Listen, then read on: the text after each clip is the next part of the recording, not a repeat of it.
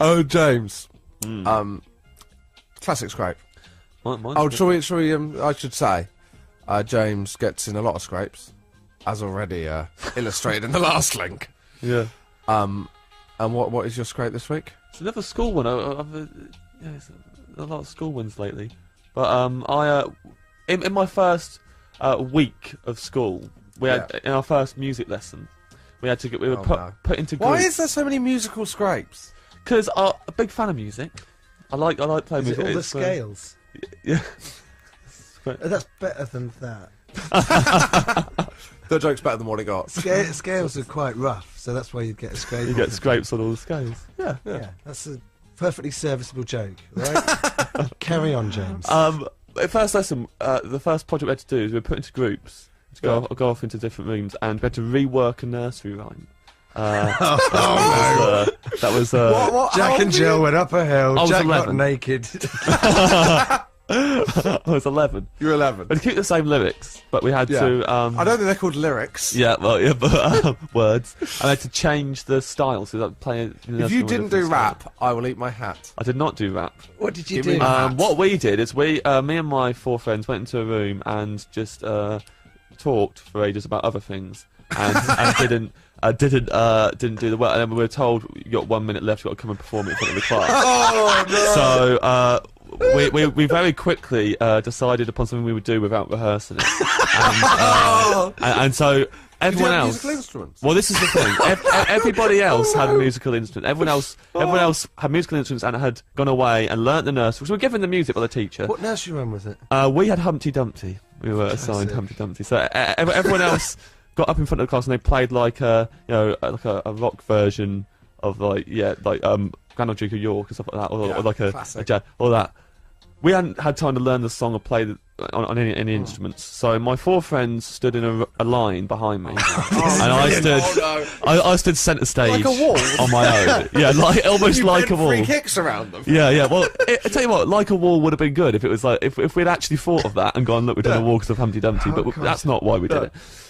So we obviously went for a cappella because we didn't have time to do anything else. I was out front, and this is what we decided on. So basically, they started singing the nursery rhyme, the 4 of them, but in the traditional style, while I paced in front of the class like I was deeply troubled.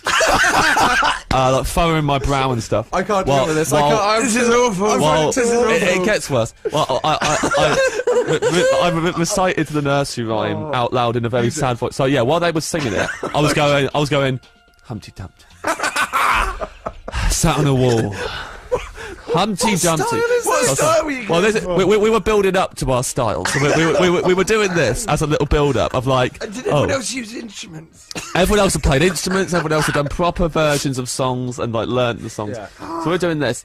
And then when I got to the end of the nursery rhyme, and they stopped doing it, and then we launched into a cappella rock version where we sang Humpty Dumpty to the tune of Lalla Bumba. So when they stopped, I on my own went la la la la la la Humpty, like that, like really like proper, like that. And they were in the back going Humpty Dumpty and a great fall. So there we go, Humpty Dumpty. Yeah, that were actually going la la Humpty a lot of the time. And I was going up to kids in my class and in their face going la la la la la Humpty now. Doing all that.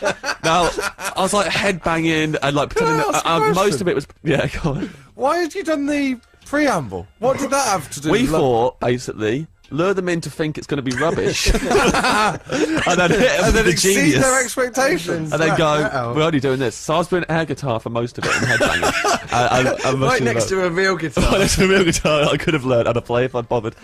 So we're doing that. At the end, we finished.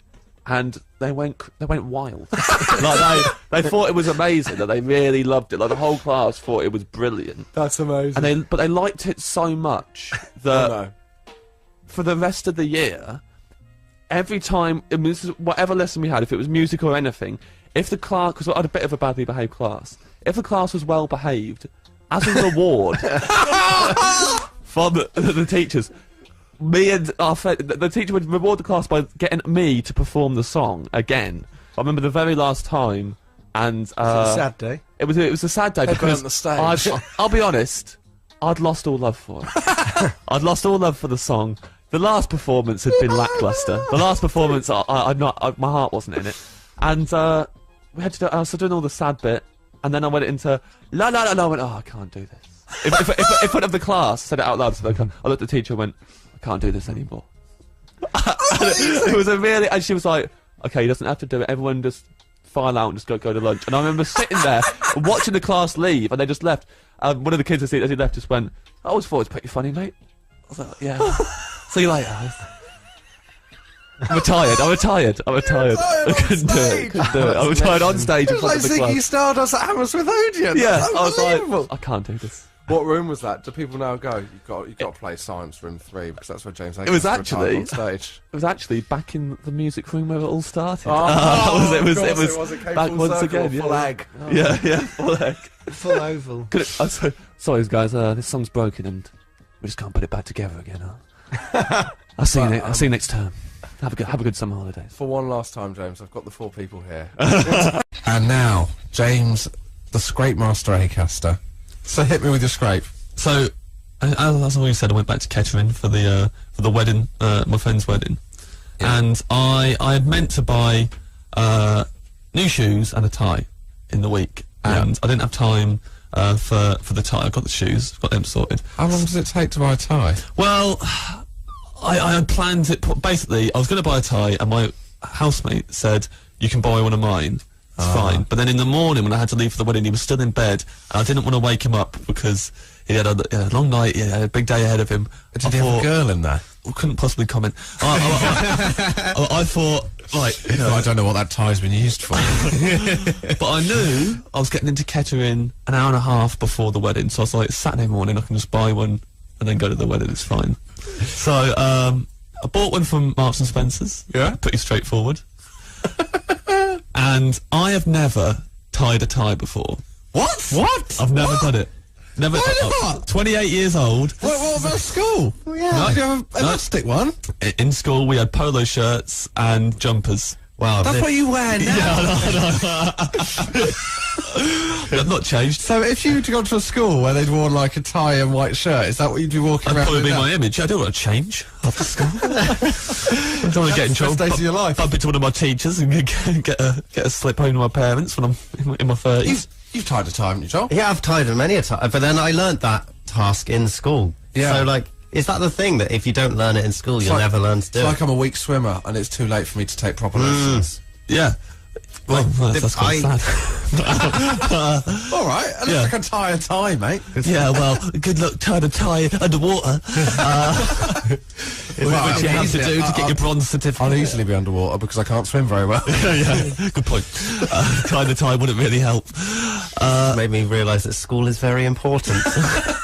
Very I important. also can't spell, read, or write. I've told you this before, James, that that I missed the days at school where they started teaching me AM and PM, and I missed those days at school, so I had to teach to myself after school, but I taught it the really bad way to myself, and so How much teaching does it take? Well, I honestly, you just remember a thing to make it easy for you. I remember it. I go, AM stands for afternoon, but no, it doesn't.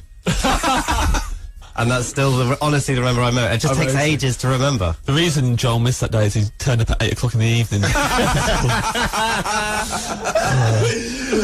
Yeah, but still with a tie on, mate. Yeah, well, that's all they did at school overnight. It's just the janitor teaching people how to tie their ties. Anyway, So, you'd never tied a tie? I've never tied a tie. Unbelievable. I bought this tie, now I've got to tie it.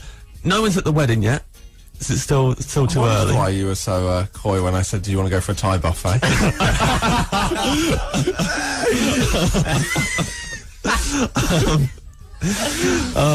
So, I decided what I would do that I would, so I obviously went on my phone, Yeah. Googled tying a tie, Oh, amazing!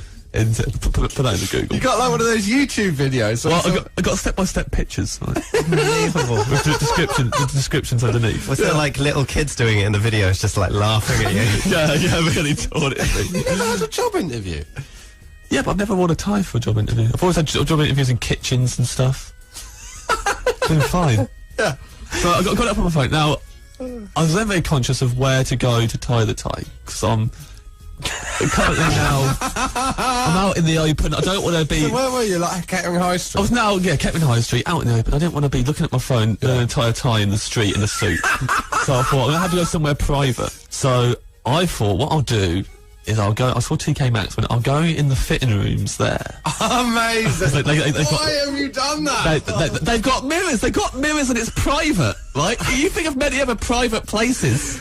Did you walk in? Wrong. And they were like, "How many items have you got?" None. Well, no, Joel. I knew this. I knew that I couldn't get in without an item. So I grabbed a shirt. I grabbed a shirt off the racks at TK Maxx. I didn't even look at it. Just grabbed it on my way in. Went to the lady. She gave me like a token that said 1 on it. Went in, got the phone up, put the shirt I just grabbed just straight up on the rack. Not putting that on. So I was going through the steps, and I tell you what, when you haven't ever tied a tie before, it is hard. Really difficult. I was going through each step. There was one bit I could not get my head around. Quite literally. Yeah. I mean, the tie was around my head, but it was on my forehead. That was the problem. I was in too late into the wedding. So I've been in there for way too long at this point as well. I was thinking to myself, I should have got more shirts. She would believe that I would take this long to get changed. I've been here for ages trying on one shirt. This is ridiculous. Eventually, I tied the tie properly. So that's good. Put my coat on. Came out. And I gave her the shirt, and she said, "Any good?" And I went, "No." She went, "What are you looking for?" She called over one of her assistants. I just went, "Oh, she can show you. He's looking for a blue shirt," and I ended up buying a shirt. I didn't even want. What did you take it to the wedding? I put it. Well, I had a bag with me, so I was there for the weekend anyway. So I just put it in my bag. Well, that is amazing. Did anyone else used to go to sleep in their school uniform? No. No. Only during double maths, eh, guys? But then the rest of us didn't go to school overnight, Joel. I did. I used to wake up because I had to get up so early. I used to get into my uniform, and then I'd shower before bed, and then get into my uniform, and then sleep in my uniform, and then just get straight out of bed and go to school. Blimey. Not sure if that is the best way to do it. Well, I think that... The main scrape this week. Yeah, I have to go in the archives. And Yeah, Chris bring out a Crane, big gun. Now, Crane's telling the story about windbreak, and I take it that was a rough night's sleep, Crane. Yeah. Well, I thought I'd do a similar story. Okay, let's see. I think that's what I've got to do. Now, cast your mind back to the winter of 2008. Yeah. I'm an open mic comedian, right? I'm earning my Yeah, I know, chops. but what were you doing then? Hey! Oh, Dealt walked with. into that one. The old skills kick back in. As if Helen is in the room. Yeah. I've got myself a gig in Basingstoke. Mirth Control. Thank you very much, Jeff Whiting. Right? I'm the open spot on the bill. Now, there was someone supposed to be driving me back to London. Yeah. The opening act on the bill, supposed to be driving me back to London. I get there, he does his set, I do my set, and then he goes, "I've changed my mind. I don't want to go back to London anymore." I was like, "What?" Why didn't you want to go back to London? Well, this is what I said. This is believe it or not, Josh, that was my immediate question. Just why now? Why are you telling me this? He said, "I've got a girl that I'm kind of seeing. She lives near here. I'm going to go around to her house." I was like, "Right, okay." So I looked come? Yeah. Has she got a spare sofa bed? Mate, I'm an open micer. I can't afford a hotel. This is awful. Ran to the train station. Missed the train. All the trains had stopped. Went back to the venue. Tried to convince him. He wasn't having any of it. Went to the bar staff. I said, "Can I stay at the pub?" They said no, but there is a train leaving from Basingstoke. Oh, this gig was in Andover, by the way. Yeah. I said, there's a train leaving from Basingstoke at midnight. You can get that one if the guy drives you as far as that. So he drives me over there. Also, all the way there in the car, he's moaning at me that he had a bad gig and I had a good one. Now, I don't want to brag about This story doesn't seem believable now. Yeah.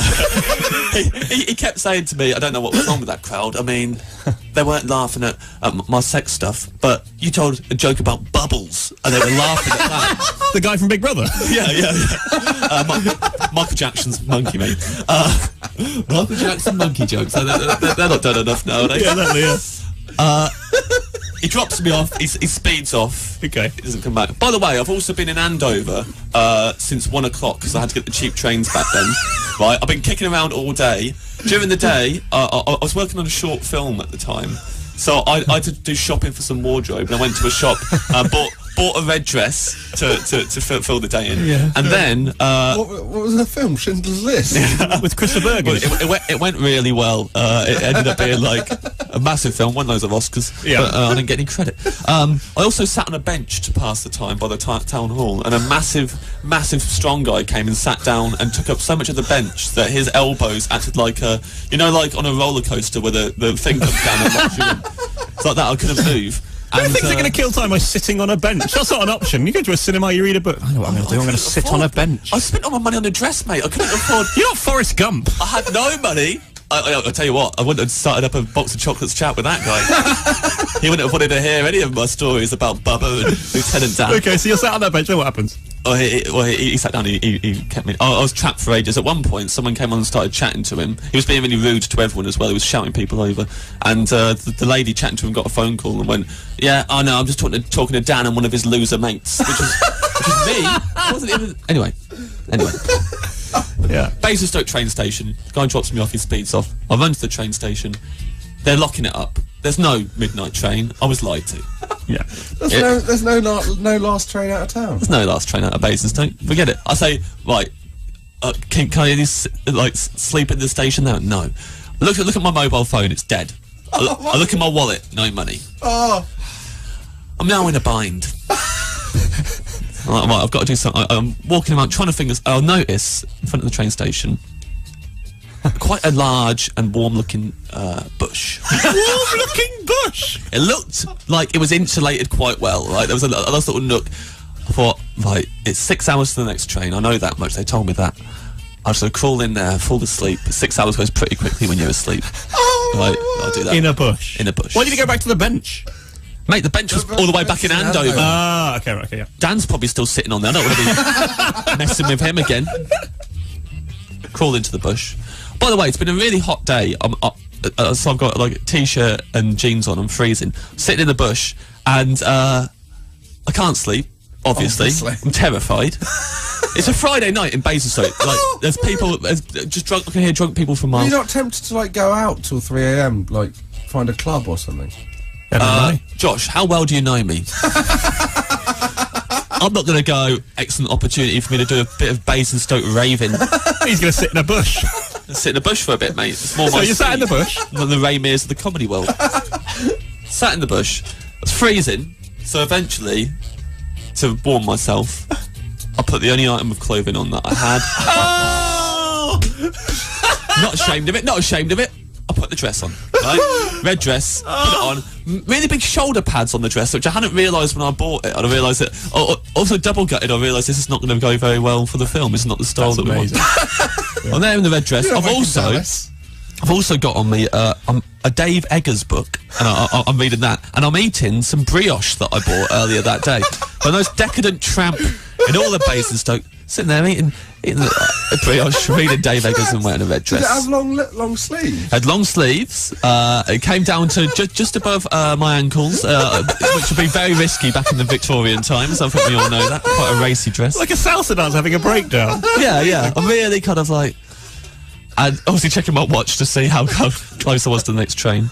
The scariest point of the night, I sat there, and two really drunk men were walking along the road, and they stopped right in front of my bush. Well, it was my bush by that point. And one of them started going, Joe, what we haven't done for a while. Oh, no. He went, no.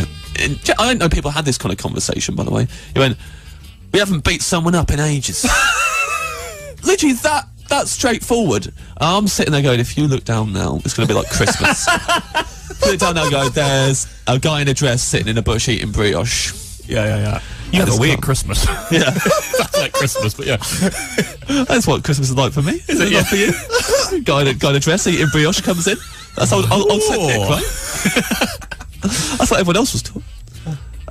So I had to hide. So what I did was I got the plastic bag that the dress came in and put it over my head, so that I would look like just a plastic bag in a bush next to an old discarded dress. And I stayed very, very quiet until they eventually went away. And then, had you died from hypothermia during the night and you'd been found like that, what sort of backstory would they? What they assume awful things would happen to you, like some kind of like, it's almost like when a politician is found. Or bag over my head, wearing a dress, brioche in my hand. Yeah. Just to sum up, did you just stay up all night and then get the first train home? Yeah. I would like to point out, when I got on the train, I took the dress off. Yeah, to not wear that all the way back to London and the bag. Yeah. That is amazing. Well done. You win, I think. There's a scrape, and that goes to Indy44, who I noticed tweeted, "Family, friends, and neighbours all gathered round the wireless in anticipation. ... waiting for the true master of scrapes, James Acaster." And James Acaster. So, I mean, take it away, really. Oh yeah, yeah. Okay, this one. Don't. Oh yeah. Sorry. Well, normally you give him a little bit. Oh, of background. do you want a little background? This a bit of time I was background like, oh, is you know, but how would you describe it, Neil, from a distance? James's life is one big mistake. Oh my God. It's come to this. Now, James each week will relay a scrape. Is it a current scrape? Is it a week? This is an archive. I was 16. Archive scrape. Oh, dipping into the archives. This is the most rebellious I've ever tried to be my whole life. So me and my friend Matthew was about 4 years older than me, and had a car. It's me, him, another friend called James, who's called James Bug. It's called Buggy. Yeah. And my friend Sean. And when Matthew got the car, instead of like driving around being like proper rebels and stuff, we would get an atlas and open it on a page and choose a village in Northamptonshire we'd never heard of. Behaviour. Were you in the National Trust? Just like a childhood gang? We might as well have been. But we decided, this is lame, we decided we'd steal a road sign. The anger of privileged youth. Yeah. Not like a fold-out, bolted on, we're going to steal it proper, and we're just going to really mess people's lives up. So, went out in the dead of the night in the car, and eventually we chose, you know, signs that let people know that it's a footpath and a cycle path. And it's got a little picture of a man and a bike in a blue. We took them from a footpath that had one of them every 100 yards or so. So if we stole one of them, there's mild confusion for like the middle bit. If someone gets caught, if a pedestrian is at that exact point and a cyclist overtook them, they go and then 100 yards later, be like, that was okay. let that go. Oh, and we filmed it. Oh, first mistake. Now we filmed. What on? This would have been quite a while ago. We have a massive camera. yeah, a camcorder that we used to take. We used to go around filming. At that point, it just had footage of lovely villages. Oh, are you John Craven? Yeah, pretty much. It was like us in lovely villages walking around going, look at that thatch.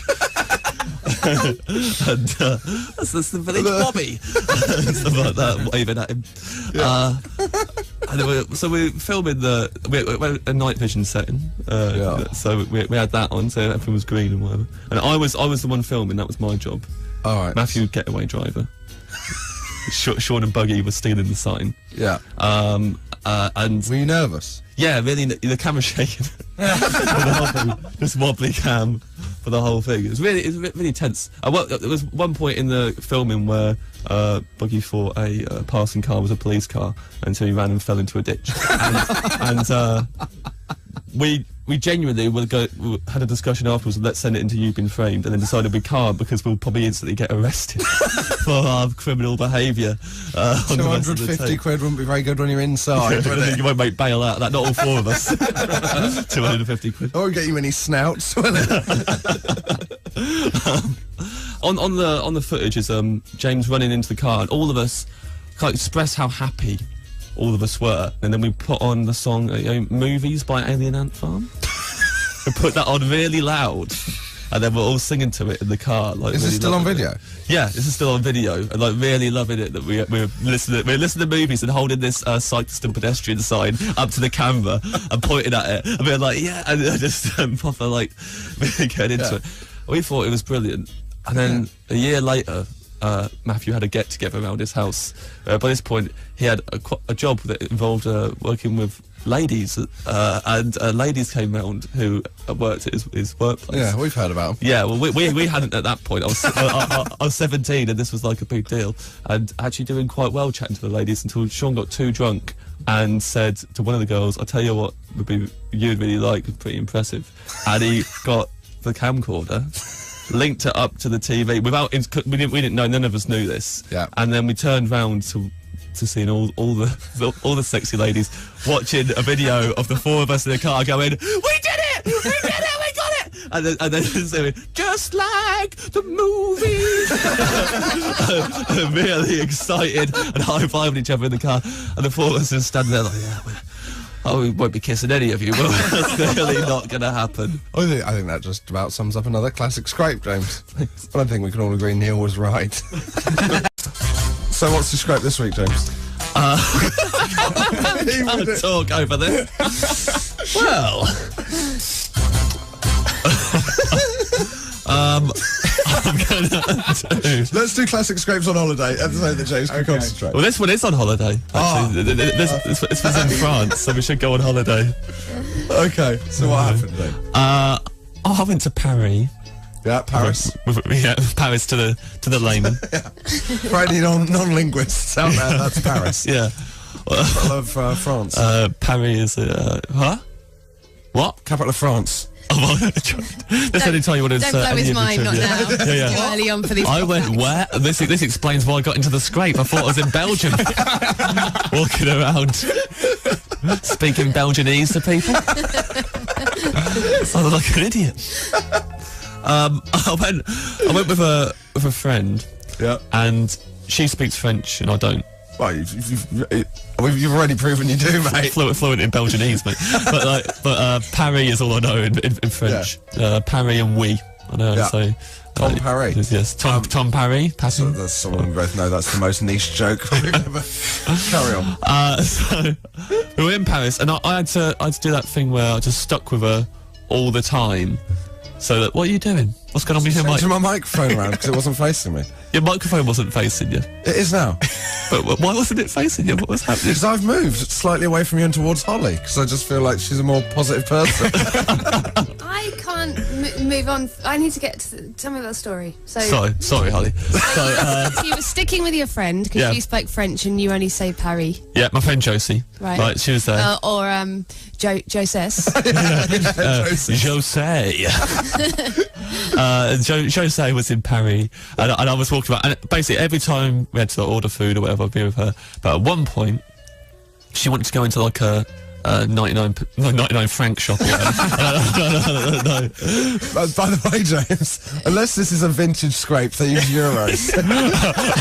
That's a really expensive shop. Yeah, 99 It's like franc. 50 quid shop. It's coming up. I'll have a stereo, please. How much are these toothpicks? 99 francs. Everything's 99 Is francs. this scrape going to be that you turned up with outdated currency? Yeah, so we got completely bankrupt by the time we left France. So we went into a 99. She went into a 99-cent shop. Yeah, or 99 euros or whatever. So she was in there, and I waited outside, and outside Scraper Brewing. Yeah, so here we go. The scrape started bubbling up. I started hearing the music of Steptoe and Son, and thinking, "Oh dear, what's that? What's that I can hear?" And also outside the 99 euro franc shop was a massive dog, like a really. It's about the size of it. It looked like a. Yeah, je dog. Outside. That's a verb. Outside. That's a very different. Yeah, that hadn't reached France at that point. And it's massive. It was like a man in a fluffy fluffy dog suit. It's like a What? You know, It like wasn't an actual dog. yeah, it was, but it looked like it's so oh. big. It looked like a person in a dog outfit. It was ridiculous. it was tight. It stood up on its hind legs. It was Shaking its rocks. upside down. I got a bucket raising money for the line. Yeah. And I was like, these French dogs, they sure are smart. Bonjour, your dog. It was really fluffy. It's like the dog on the the Dulux dog. Yeah. Yeah, looked like that dog, but like my height, sitting down. So it was. Can I point out really quickly here that just before the match, we went live with this very anecdote. You did warn us that it'd be a short scrape this morning. sorry. So the dog's there. Me and the dog. The dog's not short at all. Very massive dog. So yeah, I lied there. So it's the dog, and people kept on stopping and looking at the dog because of how big it was. And then they would turn to me and they would say a comment about the dog because it looked like it was my dog, so I was standing next to it. What was it tied up? Yeah, it was tied to like a post or something. Je post. And a post. And people would stop and comment on the dog. But you had no idea. I had no idea what they were saying because Josie was in the shop. So I would always just go, we, and just agree with what they said, and then they would go away and laugh, and that was it. And one guy came along and he said quite a long thing about the dog to me very passionately, and I just nodded and laughed and went, oh, we. And then a lady heard what he said to me and heard me, and she stopped and looked at us both horrified. And she started just absolutely laying into both of us. And just lecturing us about how we shouldn't say it. But I don't know what she was saying because it was all in French. So I'm getting in trouble here. And I was like, I don't know what this man said to me. And every time she was having a go at us, he was looking at me like, this woman's such a square. She doesn't understand us. She doesn't understand what we think about this dog and how it might be taboo, but we don't care. But whatever it was. It might be taboo. Yeah. Well, at this point, it could have been Might be anything. forbidden love. Yeah, it could have been saying anything. Me, you, and this dog should go and I don't know, but it could have been horrendous. Or me and you should kill this dog and eat it. It'll feed my family. And but Wait. would you be willing to sell me your dog for human consumption? Yeah, definitely. 99 francs, please. And then, by the time they went away, Josie came out and didn't believe me at all. That is so. To this day, you've got no idea what he said about To this the day, dog. I don't know. That is classic Acaster. That's a Gaga. James Acaster can take a break because that's unbelievable. So what happened to the dog? I don't know. I didn't stick around to see if the owner probably took its dog head off, and then the guy walked home and went, another prank we played on an English tourist. Learn the language, mate. Well, that's an unbelievable scrape. How do you get yourself in these situations? Buffoon. What a wally. Right. Basically, okay. So at the start of the festival, a comedian that I really like, I think she's hilarious, Holly Byrne. You heard of Holly Byrne? Yeah. So I would never congratulate anyone on reviews now, but at the time I didn't know this wasn't what you did. But anyway, so I went up to Holly Byrne and said, congratulations on that review, and she was very nice about it. She was like, oh, thanks very much, and I said to her, look, by the way, I don't, I'm not one of those people who just goes around saying this to everyone and just congratulating. Honestly, I'm only saying it to you because I'm genuinely really happy. Did you add also are you single? Because it does. Yeah, I said, by the way, will you marry me? So I did that, beginning of the festival, left it. Whole festival just went about my business. It's fine.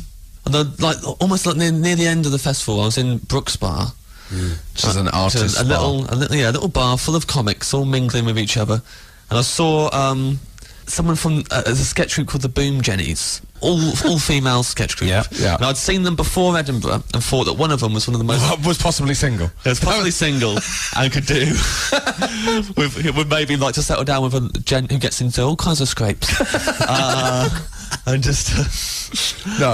I saw her and I went, hey, you're in the Boom Jennies. And she went, yeah. I went, you. It's the most inherently funny people I've seen in ages. Really funny. She looked at me really quite unimpressed at the time, if I'm honest. And I was like, oh, because Brooks is like always full of comics going around saying this kind of stuff to each other. This must seem quite like I seem quite shallow, and I'm just another person just like trying to climb up the ladder and network. So I went, oh no, I don't just go around saying this kind of stuff to people. Then Holly Byrne turned around. Brilliant. This is brilliant. She just turned around and went, well, you said it to me at the beginning. Oh, no. mate. So where was Holly Byrne stood? Holly Byrne stood at the bar, back to us. We were behind her at the bar. Oh. I was doing this. Holly Byrne heard this Can and you thought... imagine how her heart was breaking? Yeah. Heart was breaking and probably thinking, I'm not letting this creep get away with this. It's the exact same line he fed me. And she was clinging on to that the whole of the festival. Yeah. At least that James liked me. Yeah. I just turned around and he said that to me, and then they both looked at me like, oh. I said, and I'd go, oh no. Oh, no, you two are the only two. Which sounds so much like a lie. Worse, mate. Someone, I can't remember who else was standing there with one of their friends, and someone else went, this is a guy as well, he went, it's funny as well, because you're both women, aren't you? I was like, Cool. I was like, whoa. Like, no, come on, man. Like, honestly. That is If they are listening, would you like to make an on-air apology? Yeah. Boom Jennies, I'm a sincere man. Every time I tell people they're good, I mean it from the bottom of my heart. Josh, and I want you to know...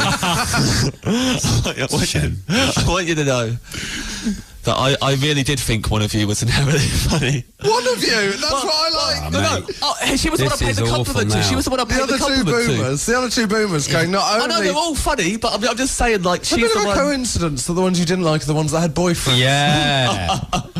Oh no. The Boom Jenny that I said was very funny. I meant it from the bottom of my heart. You can't even remember her name, mate. That's how funny you thought she was. And the other two Boom Jennies, I was interested in boyfriend conversation. I was just quite drunk at the time, and I was...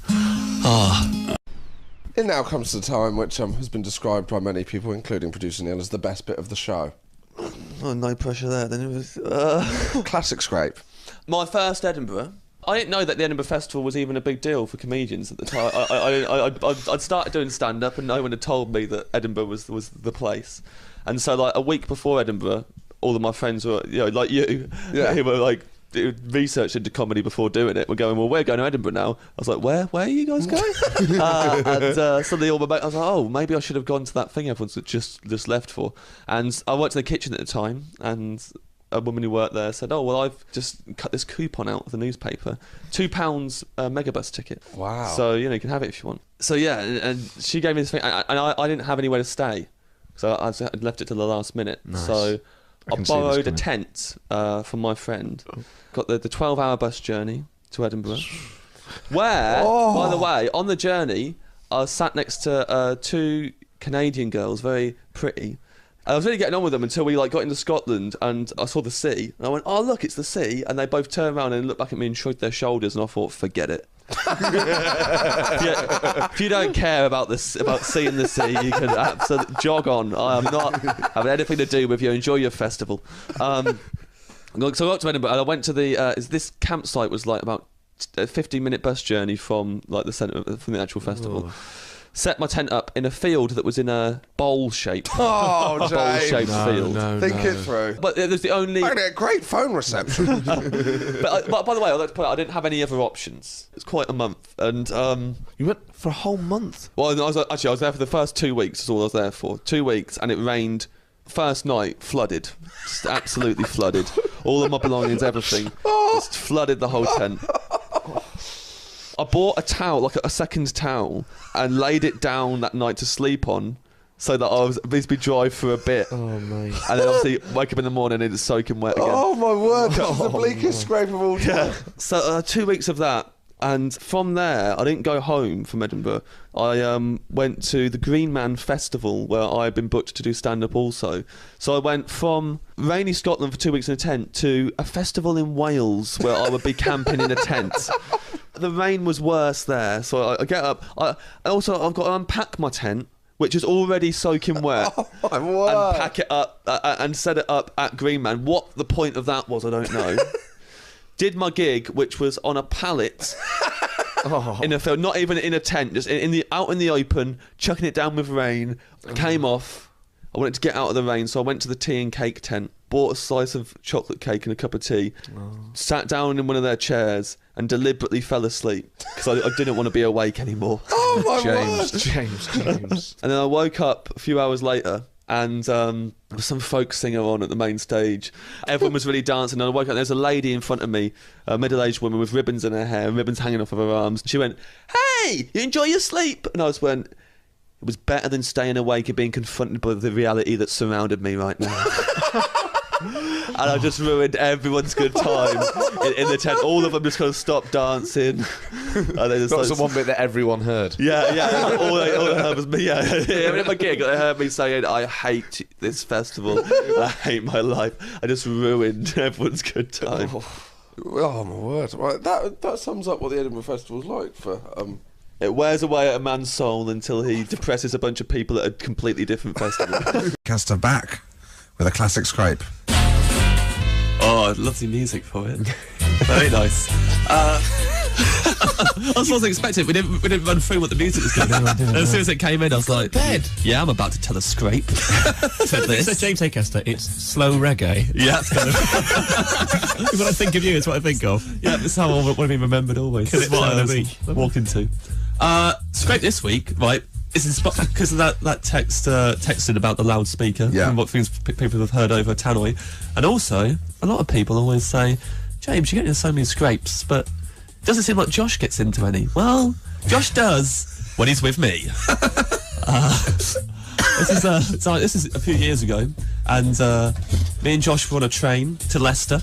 Yep. Also, to point out, before we'd even left the station from London, a young man walked over to us. And you don't get this very often these days, but we were sitting on a table of 4 with 2 empty seats, and this young guy came over to us with he had a cardboard tube under his arm, and he went, "Hi, boys." Which you don't get very often. No. How's it going? Yeah, pretty good. He went, he went, "You look like a couple of nice fellas."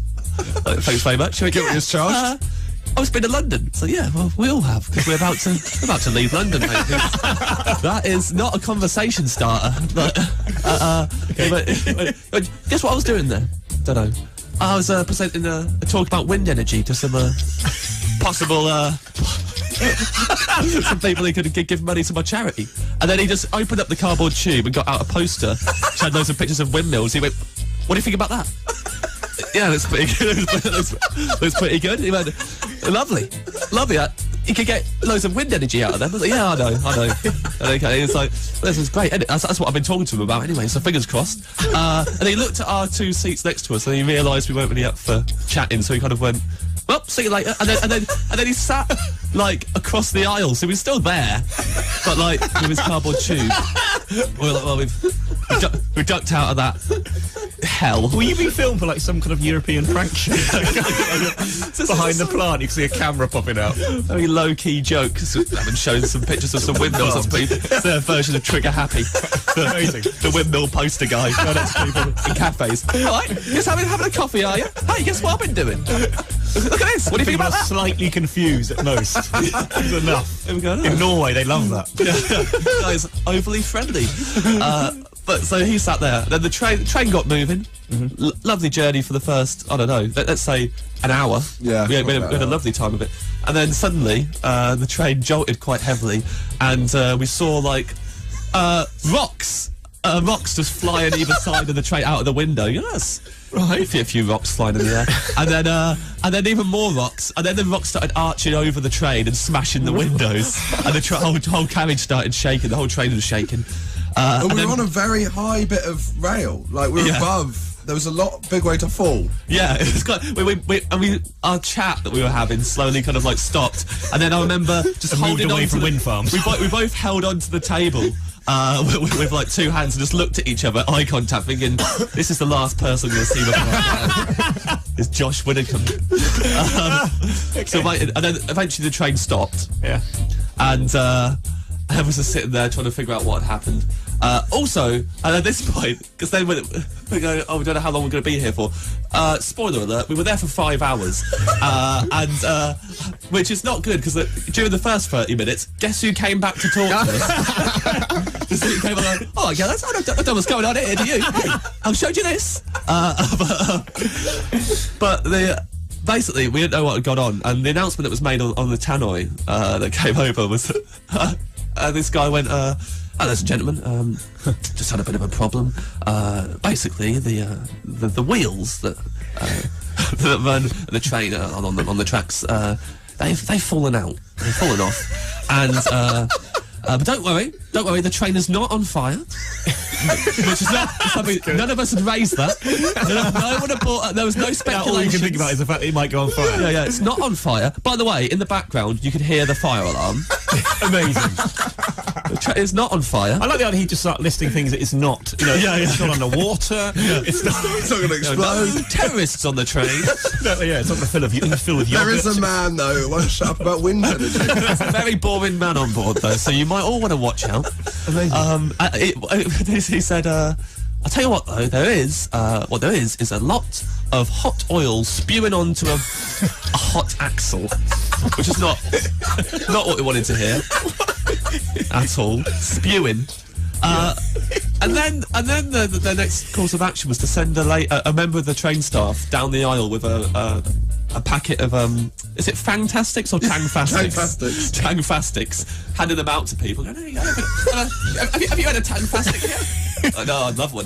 Obviously, we're at the bottom of the carriage, so we know that by the time it gets to us, with cola bottles and that's it. All those dinosaurs and stuff are been gone. Forget about that dream. But she went past a window that had smashed, and then she looked at me and Josh, and she looked back at the window. She pointed at the window and she went, "When did that happen?" What? You know when the train derailed?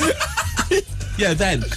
That guy didn't get too carried away about wind energy and start smashing windows during his speech. Unless she was completely oblivious to it. That was her job, was just to hand out Tangfastics. Yeah. She's completely just getting on the day normally. Her alarm goes off. I've got to hand out some Tangfastics. Whoa, what has happened here? Hot axle. That's amazing. I was on a train once where it stopped in the middle of nowhere, and then on the tannoy they said, sorry ladies and gentlemen, we've had to stop because we just glanced a badger. Which I like to imagine they just saw one. They had to slow down and have a look. Stop it! Nature is beautiful. Look out the right window. Also, we had to be evacuated onto a rescue train, which is why it took so long for us to move off. And when we got on that train, the buffet was free on that train, and one of the guys, one of the passengers, got a Stella for free. And bearing in mind he is now 5 hours late, his whole day has been absolutely ruined. He got this Stella and he looked over to his wife, who was at the bottom end of the carriage, and just did the most enthusiastic thumbs up. Yeah! Like, this has all been worth it! I got a free... I told you! Every cloud! The idea that he derailed the train himself on the off chance. It was worth it, love. We should have put that brick there, you're right. Amazing. Well, that's why I don't hang out with you anymore. Understandable. Hey, thank you, James. Another classic scrape. It's genuinely brought it all flooding back. I remember also that the guy, the wind energy guy, was obsessed with 3G. He said to him, when the train had derailed, he said to him, has anyone got 3G? Has anyone got GPS? It's like, we are not lost. That's not what's happened here. Yeah. I've been taking a wrong turn. They're like, oh, dear me. Seem to have gone into a field again. Yeah. Stay on the track, stay on the track. Can't help it, it's where the badgers are. The final hour, as always, joined by James Acaster. Hello, James. Morning. Cut you off there, James, before we get into you. I just need to announce the competition results. The winners of the tickets are Verity and Craig. Yes, that's to see Sean and you. To see Sean and me. And as a bit of a bonus on that, Verity also tweeted again to say, I saw James Acaster at the Conservative Club in Goring by Sea last night. Oh, my. And for that, you've won an extra 600 tickets. He was good. I mean, there's a... How was it? If there's ever a more depressing moment in my life, it's when my two mates are going, doing the Apollo. Saw James Acaster at the Conservative Club in Goring last night. At least you didn't have to give tickets away for the Conservative Club in Goring by Sea. So, James, you've had a big week. Big week. Goring Conservative Club. No, I mean, tell you know what I'm angling at. I know what you're getting at. It's the best you met thing that's ever happened Wigfield. to you. Yeah, Wigfield. If anyone doesn't remember Wigfield, she did the pop hit Saturday Night in the early 90s? No, probably mid-90s. Mid-90s. It knocked Love Is All Around by Wet Wet Wet off #1 when it was going for the record. Knocked is a bit of a soft... Smashed it off of the top spot. Yeah, so how was it? It's amazing. She's my friend now on Facebook. on Facebook friends with a childhood hero. So I never thought that would happen. So you met her 'cause you did Never Mind the Buzzcocks? Never mind the Buzzcocks. She was in the lineup, and you had to, if you haven't seen Never Mind the Buzzcocks, there's a lineup of 5 people, and you have to say which one is the pop star of yesteryear. You must have got it straight away, didn't you? Yeah, I looked right at her and went, "There's Wigfield." Everyone else was Sadly, they were looking for one of TLC, so it was really awkward. For Gina G. I always used to get her mixed up with Gina G. Did you? Yeah. What was Gina G's one? Who are just a little bit. Yeah. Similar, right? Ooh, Saturday night. I like a bit of mixing. More Sean Walsh mashups coming up later. XFM, the mashup station. But, so, you met Wiggers. Well, I didn't really get to meet her. I had to interrogate her during the lineup bit. Yeah. And had a bit of back and forth, but then she had to rush off and go to her brother's birthday meal in London. So she told the runners that I should add her on Facebook as a friend. And I thought, well, that's clearly a joke. She's not going to accept me as a friend on Facebook. So did you just type Wigfield into Facebook and there she was? I typed Wigfield in, and then her page came up which said Wigfield, and then in brackets, Sanny Carlson. That's her real name. Oh, yeah. That's what happens when you get into show away. business. Don't give that away. Sorry, everyone. The magic. Her real name is Wigfield. It's all she gets known by. She's like a Brazilian footballer. She's only got one name. And so I found her personal page. I don't know. She approved that request in seconds. Straight up. She's probably still at her brother's birthday meal, checking her phone relentlessly to see if James Acaster would. So when did you add her? On the night? I think the next day. I played it cool, mate. Yeah. Played it cool. Leave her waiting. Then have you had a bit of a tete-a-tete with Wiggers? Yeah, I said, because basically I had to do a dance at her at one point. And this is the Saturday night dance, but I got it wrong. Yeah. Obviously. Did the Macarena. Remember, you didn't have to do that. That was your choice. That was my choice. Should probably point that out. It was. Well, I was kind of. Noel Fielding got out a gun and said, "Do the dance." John Hannah twisted my arm. If I'm honest, John Hannah was the host. He's listening to this go around to me. New competition. If you know who John Hannah is, you win tickets to my next show at the Goring Conservative Club. Even IMDb doesn't know. No idea. It comes up with. You just fill it out like Wikipedia. So as an end to the story, how have things been left with you on Wiggers? She said that she liked my dance, and that then she invited me to like her page Wigfield. I liked it. I invited her to like my page, James Acaster. That request is pending. The moment she is playing quite the game.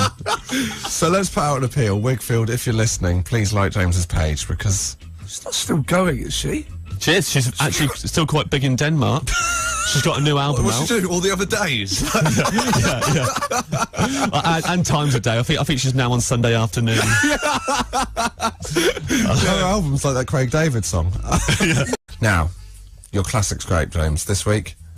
Assembly ones, because when I was in year 7, we got to do, each form group got to do an assembly. Yeah. Put it on for the rest of the year. And the week before my form group did it, Mr. Martin's class did Shooting Stars as like a Shooting Stars thing, and it was hilarious. It was really funny. So what, they played the parts of Shooting Stars? Yeah, they just did a Shooting Stars style thing. Danny Andrews and Craig Buechner were Vic and Bob. They nailed it. Really, really good. Yeah. They even had a joke, a risky joke in it. Oh, what was the risky got joke? away with it. Can't you say it? I don't know if you can say. You probably can say. You can say pubes on air, can't you? Yeah. Too late now, James. We've been taken off air. Just Pubegate? XFM's been shut down. I can't believe this. It's like Andrew Sachs.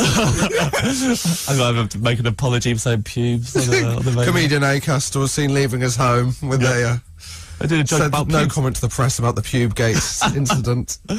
But yeah, there's a pube joke about one of the teachers as well. Oh! One of the teachers' pubes. Whoa. But they made it. They made you the had joke. a It was tough thing to follow then. So, you'd think. See, now as an adult, I would think, oh no, I've got to follow that really good thing. That's really hard. As an 11-year-old, I was like, this is going to be so much fun. Oh no! Because they were great, so now we're going to be great. Oh This is god! brilliant. I can't wait to do assembly next week. Oh no! Because assembly looks like the best thing ever. Yeah. And so, because we had seen them do a telly thing, our form group were instantly like, we want to do a telly show. Yeah. And Miss Hearn, our teacher, was like, well, what show do you want to do? And no one could agree. So eventually, she said, this is what you're going to do. One of you is going to be sitting in front of a television, channel flicking. And each time you flick onto a different channel, a different group perform a bit from that TV show. So it's going to work like that. Not a bad idea. So my group we put together, and for any regular listeners to the show, it was the same group of people I did La La La La Humpty with. You listen to the podcast if you want to put that in context. La La La La Humpty. Yeah, so that, our group were given... Do you want to just sing us one verse of La La La? La La La La La La Humpty. Yeah, there we go. Yep. Get the impressions, La La Bumba, but Humpty Dumpty. We were given EastEnders. Yeah. To this day, I've never watched an episode of EastEnders, and I was very much the most motivated one in my group, so I had to write the whole thing, having not seen EastEnders. And as you can tell by my path in life, very much favour the comedy in life. So you thought this is my chance to shine, show my skills? I thought I can be really funny. I can be Danny Andrews and Craig Buechner in one, and I can be like the funniest kid ever. So my other team, they all knew what, the characters in EastEnders, and they said at the minute there's a storyline with Ian Beale where he is an eco warrior. He's like really like he's becoming like really green and stuff. I was like, great. Don't say any more. Leave it with me. What are the other characters in it? There's the Mitchells, isn't there? We'll have them in. They're the only ones I've heard of, so we'll have them in it. So what we then performed in front of the class. So the whole school, the whole year was in, and also this is year 7 where I'm still kind of like basically still getting your act together. You're sort of you haven't found who you are as a comedian yet, but you're sort of working on it. Yeah. I know what you mean. But I'm establishing myself in the school year as well. I'm trying to not be bullied for the rest of my secondary school life. Yeah. So this is where it all started. Yeah. This is where the rot set in. This is where it started the downward spiral. Because our sketch was basically the Mitchell brothers are walking along. Yeah. And one of them drops Mars bar wrapper on the floor. Then I come out wearing a coat. I've got a big coat on. And I go, you two, pick that up. And they go, no. I go, I said pick it up. They go, what are you going to do about it? I went, what am I going to do about it? I went, yeah, what are you going to do about it? I said, nothing. But I tell you who will. And then I ran off stage. And then I ran back on and I got my coat, I'd taken my arms out the sleeves and done the popper up so it was like a cape. Yeah, classic. And then went, Eco Man will. Wow. I put my hands on my hips.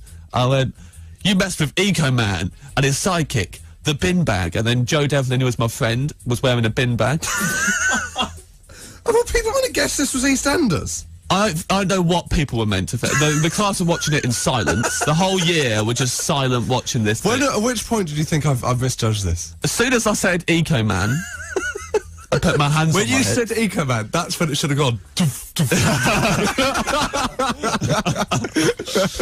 Natural cliffhanger. And also, I was not good at editing at that point, so this sketch went on for about 10 minutes. 10 minutes. Take it. It was loads of me. We ended up having like a comedy fight.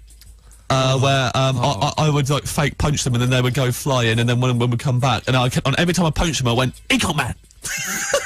I would just say Eco Man every time, and then the bin bag was just running round making little like Pingu type sounds all the time. So what happened? How did it end? At the end, the person had to just channel flick. So, like, when I won, and they were. You think he pressed the button? Well, the Mitchells were on a pile in the floor, and I put my foot up on them, and then my hands on my hips again, and was like that, with my coat just hanging down, just a silence, just the whole year, just staring at me. Oh my word! And then, So afterwards, did anyone feed back? Yep, I'd be walking around school, and kids would go past and either call me Eco Man or my alter ego Ian Beale. You're just trying to get a job as a screenwriter, aren't you? Yes, that's what you're doing here. Yep. Well, he actually plays it in Beale, hasn't done much else besides EastEnders. I think he might be interested in with the Eco Man spin-off. He'll be presenting the next episode of Never Mind the Buzzcocks. Be there with his coat round his neck. I used to do stand-up as a kid, at primary school when I lived in London. I used to do stand-up on my own and to quite a lot of people, probably bigger audiences than I get now, and in the playground, and I'd do it, and it was loads of fun. Did you have to give away tickets on your radio? No, not back then. But loads of basically all the girls in the school would watch this. They would sit on the wall and watch me, and it was like my favourite thing to do. And then I moved to Brighton, and I tried to do it again. I just got beaten up. And rightly so. Thank you very much, guys. I mean, what a bleak existence. But who'd have thought one day that you would be Facebook friends with Wigfield, eh, James? I had. If Sean had gone to my school, he would have got beaten up for littering. And we know who by. And now we come to the point in the show which a lot of people's weekends build towards. It's James Acaster's classic scrape. Thank you, Josh. Archive from the archives. From the archives today. No scrapes this week. Yeah, no scrapes. I've had a scrape-free week. Just been chatting to Wigfield non-stop, so there's been no time for scrapes. But this is, I'd say, 7 years old in the Cubs. Yeah, in the Cubs. You were 7 years old. This scrape's not 7 years old. Yeah, this is a 7-year-old scrape. You were in the Cubs 7 years ago. Yeah. I took a very long. I wouldn't leave until I got all the badges. That was my. I'll stand by that. I just got enrolled in the Scouts this week, and I'm delighted. So you're a 7-year-old in the Cubs. 7-year-old in the Cubs. I was in the Scouts till I was 15. I think you're aware of that. Wasn't as much. We didn't have Gus Honeybun and Kettering, so we had to make our own entertainment. Go to Scouts until we were 15. But we had to do a performance for the mums and dads, which was like a circus themed performance. Yeah. And we were all going to be different circus performers, and I volunteered to be a juggler. Safe option. Yeah, they said, who can juggle? I'll put my hands up. You'd missed out on Lion Tamer. Yeah, well, Lion Tamer had gone. There was a Lion Tamer and Lion. So someone else had to dress up as a lion, and there's a Lion Tamer. There was a chair that tightrope walker. Tightrope walker, which was a kid walking along a bench. Surrounded by amateurs. Great show. Yeah. Did you tour it? Yeah. It was a clumsy kid, so it was still quite quite edgy to see. We'd all seen him fall off a bench before, so it was quite tense. I volunteered as juggler, telling them I could juggle really well. Never juggled before in my life. Never done it ever. Yeah. Why did you? It was a juggling badge. Why did you? Yeah. Well, this is 2 birds, 1 stone. Perform in the circus show, get the badge. Well, this is why I thought my dad can teach me. Yeah. My dad thought he's a smart guy. He can teach me. Good chance for some bonding. Yeah. And so I said to my dad. You're quite a strange child. Yeah. I was always trying to think of ways to bond with my father. It's very distant, my father. Yeah, come up to him with that's like a different hobby that I want to start. And I said, can you teach me how to juggle, Dad? And he went, yeah, because I'm not the only liar in the family. I bought a pack of juggling balls with my own pocket money. Juggling balls. I came home, and the first thing he did in the lesson was he opened up the packet and he took one of the juggling balls, he threw it over his shoulder and went, don't need that one. Which you do need it. If there's any jugglers listening who are getting furious at my dad's, I'm aware you do need all 3 balls. That's not. But I thought disappointed if you see the 2-ball juggler, aren't you? You go no. Yeah. 2-ball juggler obviously sounds a bit different now.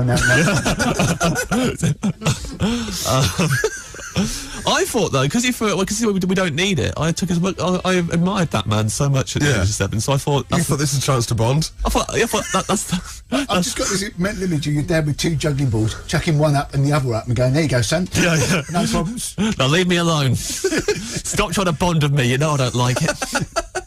I only see you at weekends." But it was. I thought that was a spare ball. I thought that's a spare one. Because I'm chucking him around a lot. I was like, there's a lot of potential to lose a juggling ball. So that's probably a spare one. We'll come to that. If I lose one, that one's over on the sofa. You throw it away. But This is how he taught me to juggle. Andy's not far off. By how the juggling technique. It was so ball in each hand, chuck the one in your left hand, chuck that in the air. While it's in the air, pass the one in your right hand over. So don't let go of it. Just move your hand over and put it in your left hand. Move your right hand back and catch the ball that you throw in the air. Then do it again. And so just doing that constantly. The kid on the bench is now sounding like a... He was laughing at me. He was there looking through the window, balancing on his bench. Acaster, that is so lame. But, and I nailed the technique in like about 10 seconds. Well done. 10 seconds, I was like, I'm a natural. I'm going to tear up the Cub Scout circus show like nobody's business. And then like, it came to like the night of the performance, and there was this little backstage area in the church rooms. Yeah. We were all there in our costumes, and I had a little waistcoat on because I was a juggler, and 2 balls, 1 waistcoat. yeah. But then there's Matthew as well, who was also going to do juggling. And there was 2 jugglers in the Cub Scout circus show, and Matthew had a waistcoat on. He had 3 balls in his hand, and I genuinely at the time thought, he's bought the spare ball. What you are gonna be all over the shop with that. Matthew, you're about to go out there and juggle the spare ball in front of everyone. Nice one, mate. Is there 5 tyres on your car? But he went out, and then like the Cub leader went out, Arcala, dressed as a ringmaster, first one out, and was like, getting the crowd revved up into a frenzy. It's a warm-up. Come on, you want Cubs? I've got Cubs. Really, like, excited them all. You're not allowed to say that. He did have Cubs. He bought some, but like, so they all went out with the clown stuff, and then he brought out the jugglers. Cubs? Shout out now. Who came here to see some Cubs? Yeah. So we'll do it. But your parents there? My dad was there. Yeah. Mum. Taught him all he knew. Mum, nothing to do with it. She's like, David, I'm not having it. It's another one of your harebrained schemes. Sending James out doing 2-ball juggling. But he announced us like really like big voice. He said the juggle laws. I'll never forget that. The juggle laws. He had added an extra syllable in there. The juggle laws. Oh right. Like a real like boom, boom. And then we both marched out, and then Matthew was on the right, was working the right hand side of the crowd, and I was left hand side. That was you weren't working it. I thought I was working it because to begin with they were stunned. He's forgotten a ball. They were staring at me like, this kid, and I was like, yeah, that one lesson, doing my throwing pass technique, and I looked over at Matthew, and he was doing a thing where he was kicking his legs really high in the air while juggling. So he was like, but throwing them underneath his legs and doing it like he'd run away with the circus and then come back. It's like Mowgli in the Jungle Book when he was juggling with Baloo, and he was doing that, and like he did this big finale where he kind of threw all 3 balls in the air and then caught them like one after the other, and then bowed and incorporated the last catch with a bow. And then how old was he? He was my age. He was 7. Unbelievable. 7 years old. Like, amazing juggler. Yeah. But also, I should have known this would be good because the Cub leader didn't say who wants to be a juggler and then he put his hand up. He said Matthew will be a juggler and then who else. So I should have known he's probably his quite dad good. was the great Serpendo. He had an advantage. But he bowed and they erupted into applause. Yeah. Really, really applauded. Were you still going at this point? No, I'd stopped to watch. Also, when he bowed, one of the kids who was dressed as a lion jumped out from behind this. There's a cardboard cannon in the middle, and he jumped out from behind that and just pointed at Matthew with both hands, and just carried on pointing at him and biting his bottom lip like it was like because of how good he was. And then like there's one parent looking at me in the audience. That was my dad.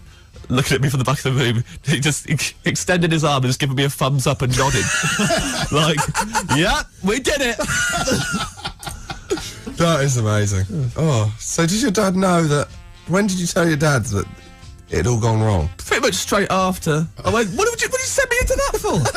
And he went, you wanted to learn juggling in a week, James. It's the best I could do. I didn't want to tell you that wasn't juggling. Oh, poor old David Acaster. He gets so much stick, doesn't he? He does get a lot. Well, that is a classic scrape from the archives. I mean, it's just, Great one. One of my favourites. What a sad little boy. You what a sad little boy, but you know. At least if Matthew is listening, it's unlikely, but you know, if text in say you've become a juggler, and then it'll all be all right. Yeah, it'll be fine. I just can't believe how good he was at the age of 7. It's amazing. Amazing. Can you just for listeners at home, Andy's just pointed at James like they all used to point at Matthew, just And the lion. Yeah. just to rub it in a in. lion outfit. Josh with That was Florence and the Machine on XFM, and now we come to that point in the show. It is James Acaster's classic scrape. Pray silence. So I was doing some stretches, and a lady. I actually was doing stretches in this story, funnily enough, at one point. It's because it's been me playing badminton. I play badminton every week with my friend Sam, who's infinitely better than me, and always beats me. Yeah. And this week we were playing against each other, and there was 2 ladies on the court next to us. Oh, Crane. Here we go. Now my ears perk up. Talking my language. Snake and an apple. They were playing as well, and one of the ladies just walked over to us and just went, doubles. Like, but not even like, do you want to play doubles? She just went, doubles. You versus us. And had you noticed if they were any good? Yeah, they were awful. I looked over at them and they were worse than us. Yeah. Sam's good. Sam used to play squash for the county. So they just came over and she said, doubles. You boys versus girls. Well, okay, fine. And we started playing, and about 2 minutes into the game, 2 men walked in and looked at us just agog. Couldn't believe, and I was like, they am really impressed at how much we're thrashing these girls. And then one of the guys looked over at one of the women and went, what's this? What's going on? Oh my word. And she was like, you were late. If you're late, this is what happens. Oh! We fight some other men. And they play with us. So what were these men? What did they look like? Josh, they were a lot stronger than us. They looked pretty, narrow it down, then. pretty gangster. I'm not gonna lie, they were about Pretty gangster. They were playing badminton. yeah, they still. But yeah, I tell you what, they had, one of them had like the kind of like it's got a full beard, but then like shaved patterns into it, like in the cheeks and stuff, like it was a little maze. Picture of a shuttlecock. Yeah, you put two shuttlecocks on each cheek. The other one, him punching a rival to death. Yeah. No one of like no one steps on my doubles territory written on his chin. So he came in. Well, 2 of them. There's 2 guys, and so the women went, you know what happens if you don't turn up, we find other men to play with. Which, by the way, me and my friend Sam do not look like other men as well. And also, I like to point out that when I go to badminton, there's a little kid there who bullies me. You've never been lamer. There's a child who is about, I don't know, I think if he's in school, he's 6 at the tops. And he's a little kid who, every time I'm in the changing room's always empty when I go in there, and basically, it's like he knows that I'm about to put my shorts on, and then I hear him giggling up the corridor, and I know he's about to rush in to try and catch me putting my shorts on. You always have 2 mates of him, and so I have to really quickly pull my shorts up so that I'm decent, and then he'll run in and really laugh hysterically with his friends, and then it would laugh, but he proper laughs like he rolls about on the floor on his back. What's wrong with your pants? I want a little kid to see me in my pants. I think someone has updated him as to what grown adults are scared of now. And he knows if we ambush a grown man in his pants... Why do you turn up with your shorts on underneath your jeans? Because it's too hot on the tube. I don't like being on the tube with like 3 layers on. Why didn't you come in your shorts? I don't like being on the short. I don't like being on the tube with everyone seeing my legs. Yeah. I don't want to be... I've got weird, knobbly knees.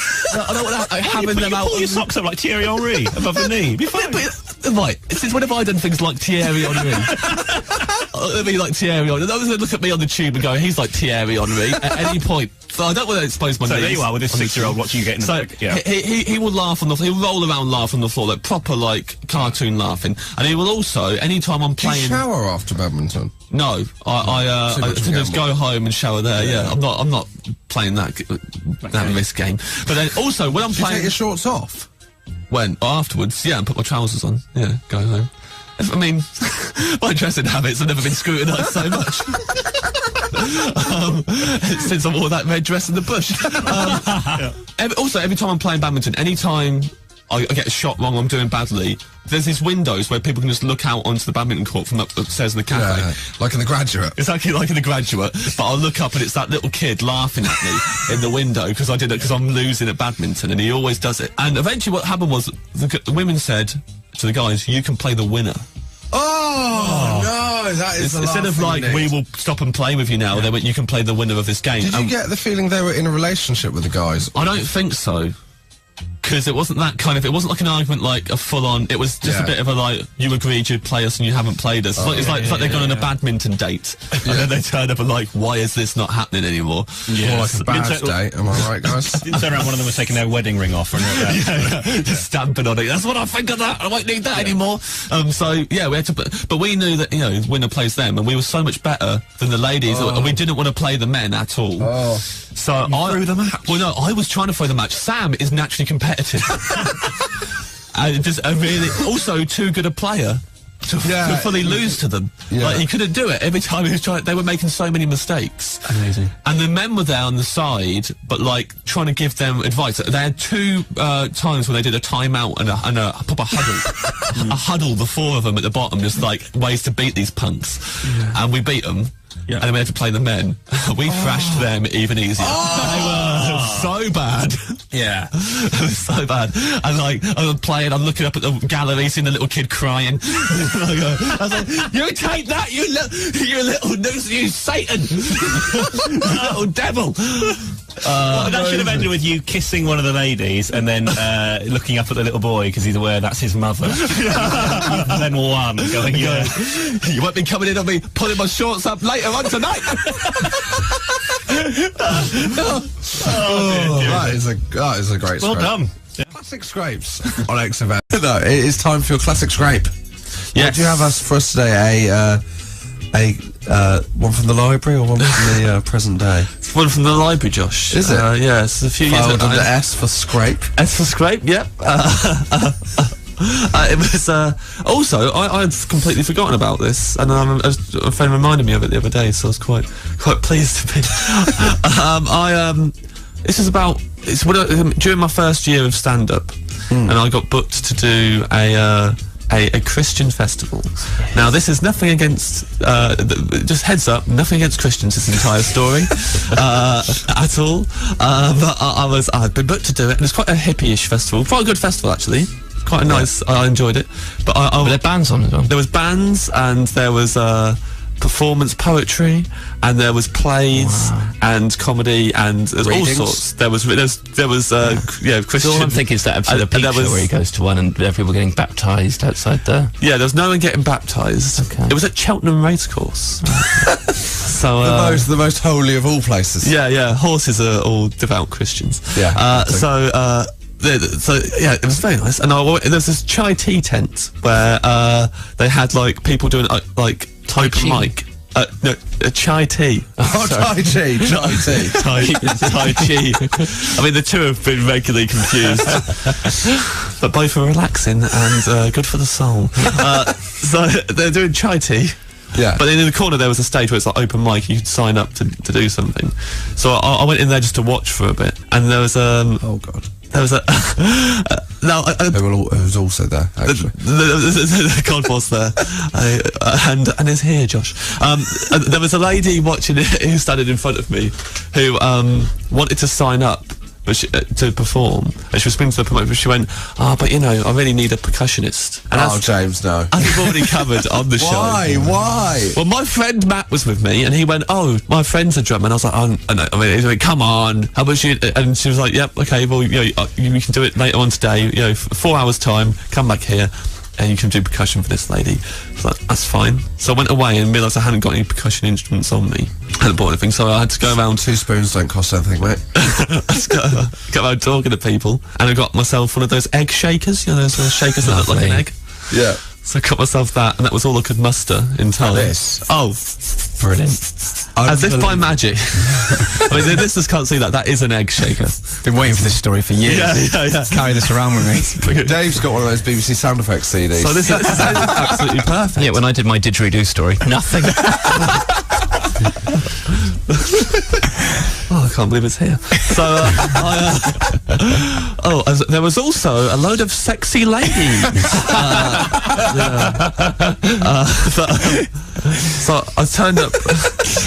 I turned up at chai tea tent later on with my egg shaker. With my egg shaker, just shaking it in my pocket. That's like, this is how fast I was walking. Oh, looked at my watch. Oh, only 2 minutes to get there.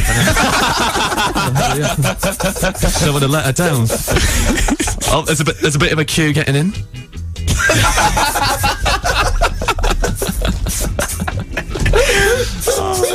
I went in. It's not going to top that. I waited outside chai tea tent, and then she turns up. This lady now she's changed her clothes since I saw her, and she's now wearing like kind of a massive like a Technicolor the Dream coat kind of thing, and she's also got an arm full of coat hangers, about 20 coat hangers in her arms, like carrying them in her arms, and I said hello. She's like, right, and then she didn't even say like I'll explain these. We just went straight into it. You ready? We went in and we had to sit. There was the stage, and on stage was a table that she had moved there. So we sat at this table, and then she went, "Do you want to start?" All right. I said, "Are we just making it up?" And she's like, "Yeah, just make it up. I like to jam." Like, okay. I admit it. I can't see any instruments that she's brought with her. I've made more effort than her, and it was sprung on me. So I started just. Pretty good beat to start off with, right? Yeah, pretty nice beat. I'm drumming along already. So I'm looking at her. I'm waiting for her, and then she stands up with the coat hangers in her arms, and she holds them above her head, and then she throws all 20 coat hangers at the table really hard at the table, so they've all this big clang, and then she starts going with her lips, like I wasn't thinking she was farting. No, she wasn't. You know, the listeners can't see what I was doing. You know, that was with her lips, like very much like one of the horses which have been running around the tracks of Cheltenham all year round. So she was doing that, and then she slammed both hands on top of the coat hangers onto the table and started moving them around on the like. Were you still shaking? I was still. I was still keeping a 4/4 rhythm to this. Not even like going into 7/8 or some crazy time. Take a day off, even when Jack White's improvising. Yeah. I was like, keep it steady, because keep the beat. She'll probably come. It's a jazz. She'll come back in with it. So she starts moving the coat hangers around like she's shuffling cards. What's on the audience doing at this point? Well, you see, the audience they're sitting there drinking chai tea and chatting, and we're ruining their vibe. Yeah. So like they're turning around and looking, going, "What's going on?" Yeah. She's mixing up the John Bonham and Mistress Quickly over here. The coat hangers like making this like sound as they're going around the table, and then the only lyrics she started shouting, "Reflective surfaces." and then she went, and then the only other lyric was conjoined twins. That was it. So she started shouting those two over and over again while she was doing that, and then started making. Why did she need a rhythm section? I have no idea. Bit of mainstream cred. She thought she had to. Clearly, she must have done this at some. I didn't even speak to her afterwards, so I don't know. We literally got up and she went thanks, and then she got the. and walked away. Picked up her instrument, put it in the box. Yeah, I mean, it went on for a long time. And at no point did she pick up a coat hanger and try and tune it. Just like, hold on, this one's a bit flat. She was doing loads of different noises over the top of she was slamming the coat hangers down on the table. Was your mate in the room? My mate was really laughing. really, really proud of himself. Slamming the coat hangers down. At one point, she just kept on going, over and over again. The song ended when I dropped the egg. And then Why did you drop the egg? I dropped it because I just couldn't be bothered anymore. and also because she had gone into this state where she had her eyes closed, she had her hands on the coat hangers and wasn't moving anymore, and was just. Well, she was moving. She was doing this thing where she was spinning her head in a circle and making no noise. So I was like, well, I think the song is over. So I dropped the egg. And then I walked out I was walking back to my tent in a bit of a daze, and I saw there was this tree that had like no leaves on it, but it's like a quite small tree, about my height, with loads of branches coming off of it, and then a picture next to it. And apparently this tree was an art exhibition at the festival. Yeah. And the photo next to the tree was of the tree with a coat hanger hanging off of every branch. But the coat hangers weren't on this tree anymore. And literally later on, my friend said he saw her put the coat hangers back on the tree. And she clearly nicked them off of a work of art on the way to the chai tea tent. What the hell was going on? I don't know. To this day, I don't understand what was going on. One short at the egg shaker display as well. Yeah. Also, yeah, the egg and spoon race. Still the best band you've ever been in there. Yeah. Still, like we've got more people watching us than any other band. That is amazing. How did you forget that? I can't believe. I don't know how I forgot that story. My friend just reminded me of it. Just hang up a coat. Said, yeah, hang up a coat. Had a vicious flashback. Oh God. Wow. Now, you said that story wasn't going to be anti-Christian. I can't imagine many atheists listening and going, it's time to convert. I do love coat. I did. No, I've chosen this one because it takes place in me going to a primary school to perform stand-up comedy for kids. This was on a Red Nose Day, and my friend David Trent, who is also a comedian but at the time was a primary school teacher, booked me to do stand-up for the whole school on comedy. You were a teacher once, weren't you? I was, yeah. What age? He was in his 20s by the time he was a teacher. You know what? Well done. 11 to 18, secondary. Oh, okay. You ever, So you did stand-up at a primary school? yeah, but the thing was, I thought I was going to do a gig, like one gig to all the kids at once in the whole school. And what it actually was One me- at a time, like confession. Well, it was almost but me confessing my sins to children. Your CRB check is sent to be with more than one child at a time. I mean, really, that is the opposite that they should be doing. I mean, you can't. Let's move on from the CRB check, guys. The CRB check's a bit shady. The more kids, the better. Well, I don't. Stop. Let's gloss over that. What it turned out it was that there was about 7 classes in the school, and I had to do stand-up to each class individually. So I was in a room with a little stage, and they would get brought in. I'd do 10 minutes, and then they'd go, and then the next class. And I was actually Like a kind of conveyor belt? yeah, like a conveyor belt of kids, and I was like having to Like sushi? yeah, they were like sushi. In that it was There's 7 classes at the school? with my hands. Huh? It's a big primary school, isn't it? I was... about, each class. As you know, I was spoilt for smallness of primary school, James. Yes, Josh. How many kids were in your primary school? 4 kids in my year. Are you serious? What then? Now, Romish, their names are like. Josh All grew the up kids' in an names of Enid my Blyton school story. sound like I was in an Enid Blyton school. So my year was Adam Campkin. Actually, he was the year above. The year below was Christopher Campkin. Thomas Bosens. Joanna Portis. And Genevieve Waghorn. Genevieve Waghorn. What a year! Also, the year above, Christopher Honeywell. Yeah. Never forget him. Occasionally, I'll just text James names of kids at my school. He remembers them and texts me. Oh, always makes my day. Always. Anyway. So, these kids didn't have ridiculous names. Oh, they might have, I don't know. But, also, I should point out, when I do stand-up, like kids' gigs, I don't do planned stuff. I just improvise, which normally... I'm professional. Normally it's alright. The first class, it went really well. So I was like, oh great, I'm really confident now. This is great. Well, what was it, the youngest or the oldest class? No, they actually started with the second youngest class, Right. and then they brought the youngest class for the next one. And David said to me, these ones are normally like in assembly. They're the most like docile, like so you really want to get them going. You really want to like rev the room up. I was like, oh, okay, fine. So I went on, and I just went on and went, come on! And then they were like, clap your hands and whoop and cheer and go crazy, kids! It's comedy time!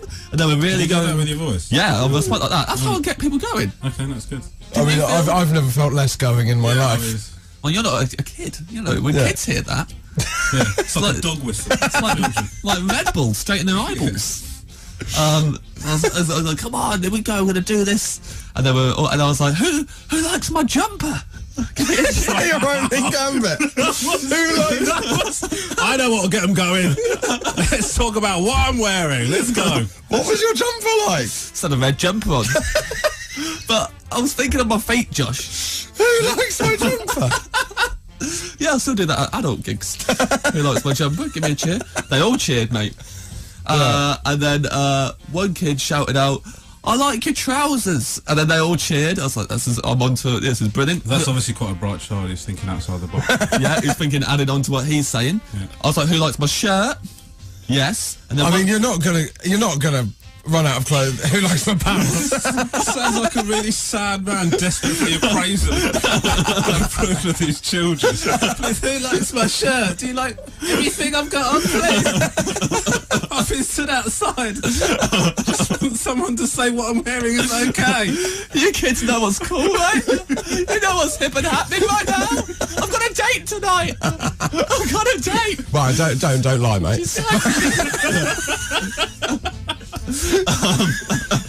So, and then one kid shouted out, "What about your socks?" I was like, "Good point." And Good point. Well done. I completely overlooked my socks. I was about to move on, and so You're thinking this couldn't be going any better. yeah. So I showed them my socks. They're like, "Yeah." What colour were they? I can't remember what socks I was wearing that day, if I'm honest. I think they might have been red and black stripy socks, Dennis and Menace. Okay, good. Showed them my socks. Loved them. Then another kid, a kid then took his shoes off and put his socks in the air, like put his feet in the air. So he had stripy socks. And I went, he's taking his shoes off! Like, man. You're like the worst. Your crowd work is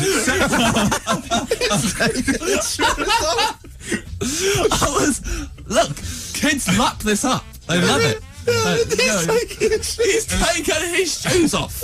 observational comedy boiled down to its very basic element. Actually just saying stuff that's happening. Saying what's going on in the room. They all laugh. Good evening, live at the Apollo. He's taken his shoes off. Do you know what? If you did watch Live at the Apollo and all its members took their shoes off and you didn't, and the comedian wasn't referencing it, you would think there's something wrong with it. So, you know. You would have lost the confidence of 7B. Yeah. So he took his shoes off. I referenced he took his shoes off. They loved it. They really laughed. Right. Then another kid took their shoes off because the first kid got such a big laugh. Did you think there might be a problem at this stage? No, at this stage I was like, this is okay. I'm sure this is okay. And then they pretty much all took their shoes off, and they were all lying on their backs and waving their socked feet in the air. And you were thinking this kid's taking a turn for the worse. Well, they were really laughing. Guys, do you like my watch? Yeah. Focus this will calm it down a bit. Yeah. Guys, stop 3 seconds. Come on. Stopwatch, alarm, light. Let's do them again. So they're all waving their feet in the air and really laughing. And then out of nowhere, one of them gets up and starts dancing. On their own, this kid started doing. No, you didn't preempt this. I didn't prompt this at all. At this point, I had lost control. They were doing what they wanted to do. Yeah. There's probably teachers at the back going, "Never go all the way to the socks, mate. Jumper, shirt, trousers out. Yeah. Do not overstimulate them." So one kid started dancing, and then they all got up and started dancing. What were you doing at this point? I was just standing there looking over at Trent at the back, like going. Gestures that were saying, "I don't know what I'm doing." I'm at my depth. This has gone to. Trent, this is my safety word. Socks. Socks. Get me out of here. So they're all doing a dance.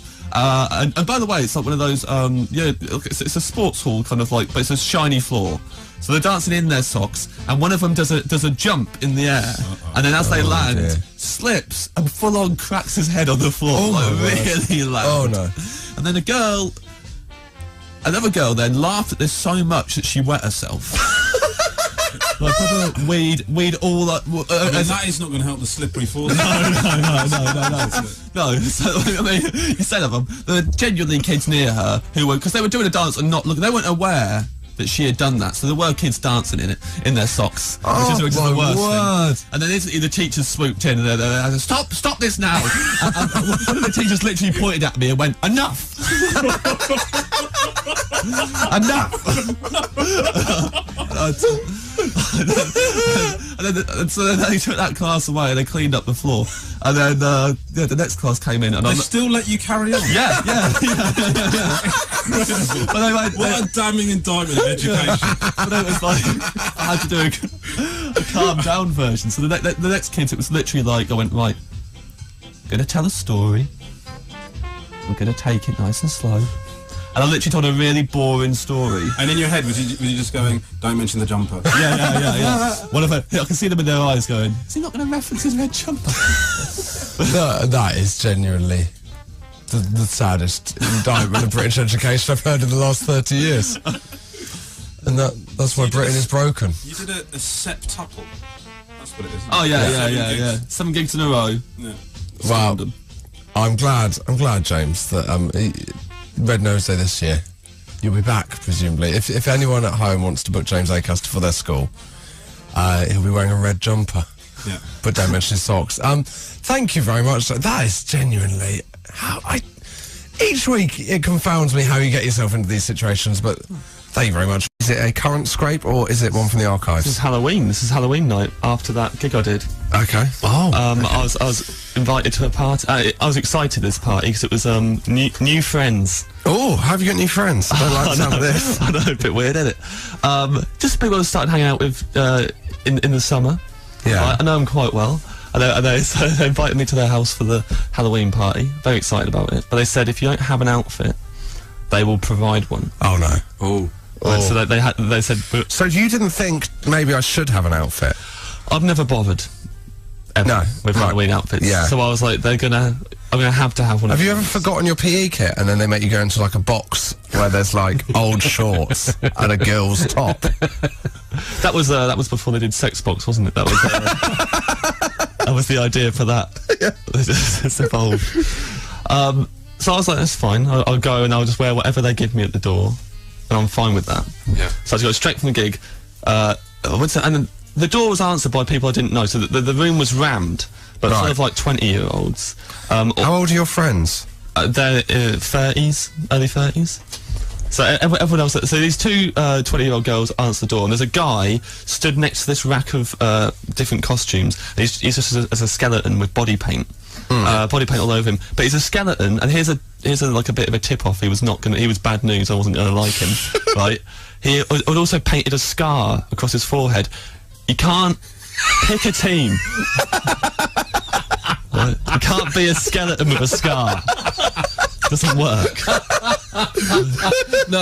No, you're completely technically correct. It's like I may not have made I any like the way you effort. said technically, as if to go, you're technically correct. I mean, get over it. And no, I think morally you're correct as well. Yeah. If you're going all the way, a dent.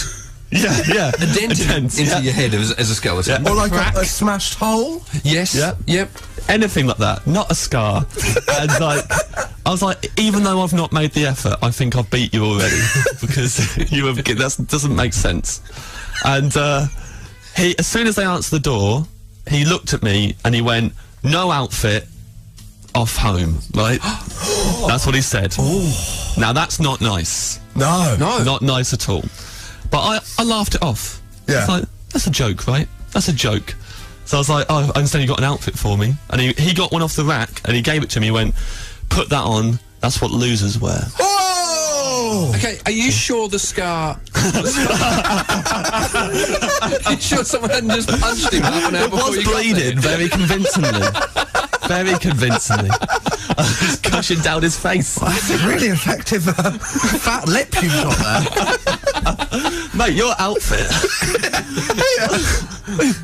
Someone's been in an accident. So he handed me the outfit, and I was like, "Now." When he said that's what losers wear. Yeah, I should point out he actually didn't call me a loser. He called me something way worse. Right. I've downgraded it about 20 times to loser. Right. Okay. So I said, "Did you just call me a loser?"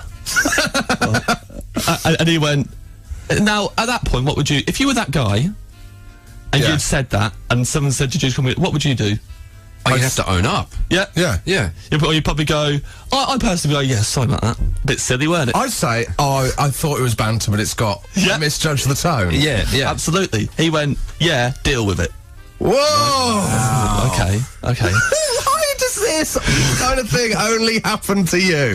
So I was, oh, by the way, the outfit he'd given me was a red onesie with a wolf's head on it. Just a bit of context. I didn't even know what that was meant to be. And a crown as well, like King of the Wolves. King Wolf. King Wolf. Oh no. Do you know what? I got to pull you up here. You can't complain if you turn up without a costume to a party where they say we will provide one for you. You're gonna be King Wolf. You know you're gonna be King Wolf. Just accept it.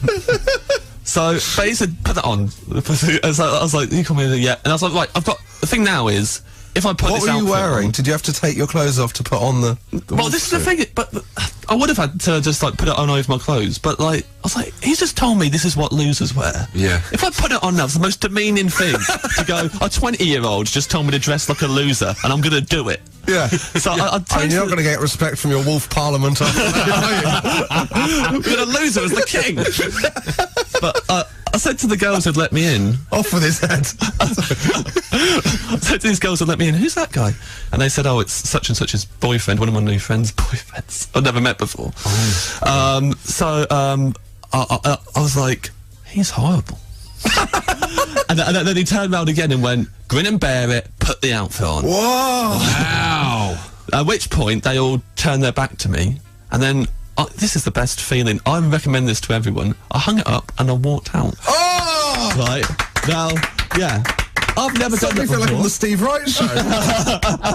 It was amazing. It's the best feeling ever. That's amazing. You just turn and you leave. Yeah. I was just feeling really good. So I go, I should do this at every party.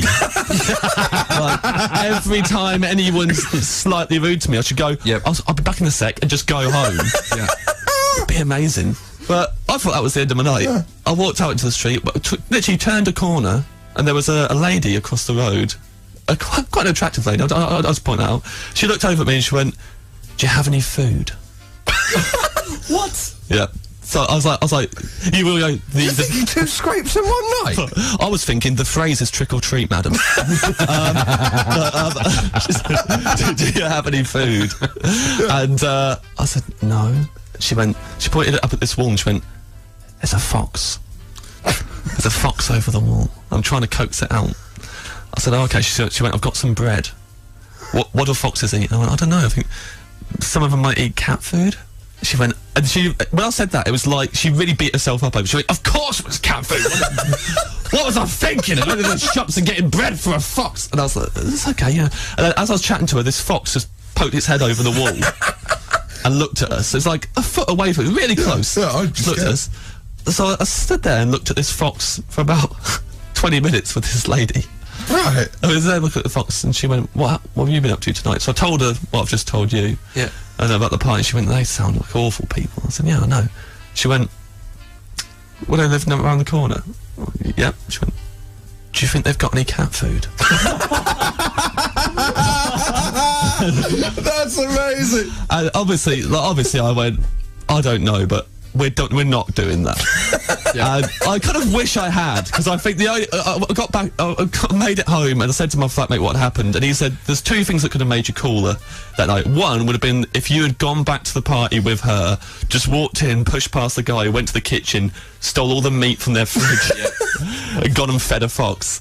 And he said the other thing that I should have done, I really regret this, is that instead of just leaving, I should have left with the King Wolf outfit. Yep. Oh, yeah, definitely. Should have taken it home. Amazing. Worn it, take a photo, send it to my new friends. Having a lovely night in, King Wolf.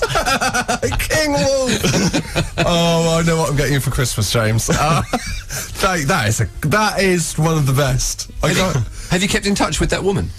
Yeah, we're Facebook friends now, right. And yeah, I mean, she lives in Switzerland. She's flying back today to Switzerland. Oh, so, this is like an updated version of Before Sunrise. It's like a Halloween horror version of Before Sunrise. It's Josh Whitcomb here. Hello, mate.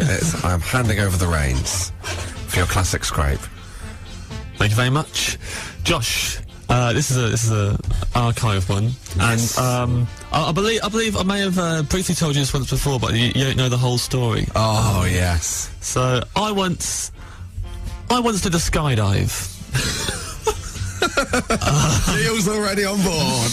Oh yes. Already liking this, Neil.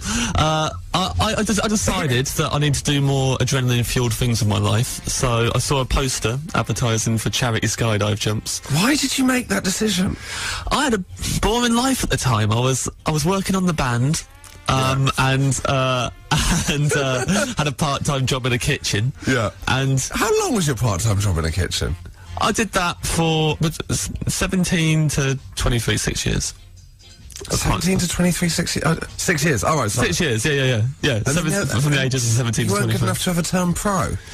I didn't want to, mate. Oh, right. I was going to be a world-class musician. Oh, yeah. Well, keep dreaming. I'm not there yet, but you have to become a comedian first, I think. Yeah, of course. But I got all my sponsorship for the skydiving all done. Who are you skydiving for? Age concern.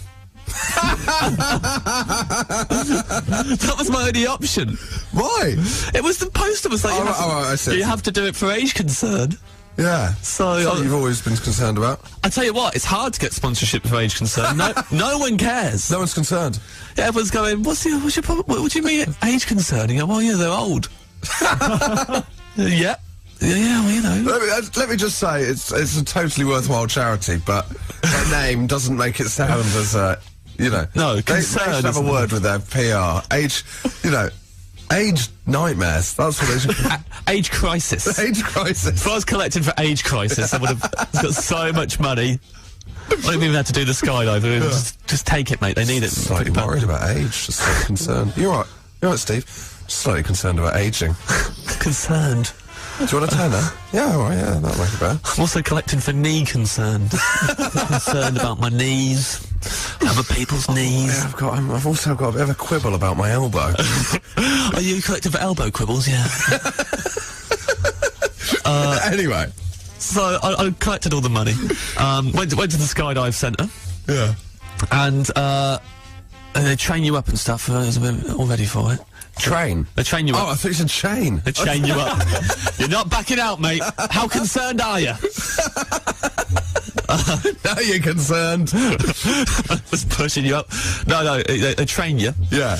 And so you get attached to your skydiving instructor. So I'm on the front. He's wearing me on the front like a reverse backpack. Yep. All of us get all the age concerners, all the people concerned about age, and the skydiving instructor. Were you the youngest? I was the youngest one, yeah, I was. Yeah. I mean, everyone else was more concerned than I was. They were closer to it. We all got on the plane, flew up, and the first guy looked out the hatch and went, too cloudy. Land it. Too cloudy. Was this one of the concerners or one of the trainers? One of the proper professional skydivers. Too cloudy. Which I don't understand the too cloudy concern? thing. We've got a bit of cloud concern, guys. Can you all sponsor me? I understand it because I was like, well, you should have known it was cloudy from the ground. Why we had to fly up here to discover that it was cloudy? And also, I didn't think that wasn't it. Like, we've flown up here when it's cloudy. Surely that's the risky part. When we jump, we'll overtake the cloud. He hates it cloudy. You never get that guy a lemonade in Victorian England. Cloudy, I'm not drinking it. Forget it. So we landed the plane. I had to go back the next week. Following week, same thing again, got in, went up. Same guy, too cloudy. I was like, right, just check this guy's eyesight.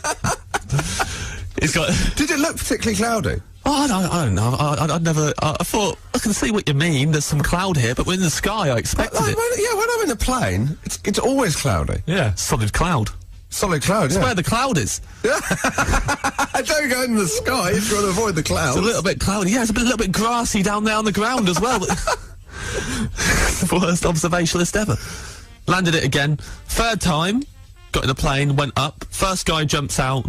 By the time it's my turn, he's messed up his landing, injured his back. Oh no! Oh no! And he's sprawled out on the landing thing, and none of us are allowed to jump anymore. So the plane. They'd established that jumping out of a plane might be a bit dangerous. Yeah, I said, actually, there's no second thoughts. This is ridiculous. What were we thinking? Think about your health. I mean, you guys are concerned about age. You're not going to make it that far. Do you keep doing stuff like this? But so we couldn't land because he was on the landing spot. So the plane had to go land somewhere else, get out. We had to wait I mean, for it the would have been ambulance. disastrous if he'd been there waiting for an ambulance and then you'd landed on him. That would have really rubbed someone away. Sorry, mate, it was so cloudy we couldn't see you. So I had to, and then they said, when he's picked up by the ambulance, we can probably do the jump. So we're waiting for ages, and the ambulance just took so long to get there. Was it an air ambulance? Yeah, it was. They were like, too cloudy, we can't make it. So then the fourth time I went, I was so... Was this 4 weekends in a row? 4 weekends in a row. Fuming. Yeah, but so the first time I'd gone up, I was really nervous. I thought the plane was fuming, but... The first time I went up, really nervous, and then got cancelled. Second time, a little bit less nervous. Each time, a little bit less nervous. The fourth time, I didn't care. Old hand. I was like, we're not doing this. Was the I know guy the drill. okay? He was fine. He's absolutely fine, that guy. We raised some money for back concern, and he's absolutely fine. So I was like, this isn't going to happen. It always gets cancelled, I don't care. So in the plane, I was the most relaxed person ever. Yeah. And then it happened. So I was completely not ready. I was just there, quite chilled out, and then the guy just stands up. Because you're attached to him, you got no control. He just walks you to the door and jumps out. Oh, my word. So were you just being dragged along? Well, you have to lift your feet. You were wearing him like are you in the front or the back? I'm on the front, so he's like a backpack, but he's taller than me. So I just took my feet off the ground, and he just walks with you. And you cross your arms in front of your chest, and you got to look at the ceiling. So you're not even looking out the plane. So you don't know yet if you're at the door. It gets a little bit windy, and then suddenly I can't even think about it. all of your vision just goes, and then you can see the ground, and you're flying through the air. Now that bit was amazing.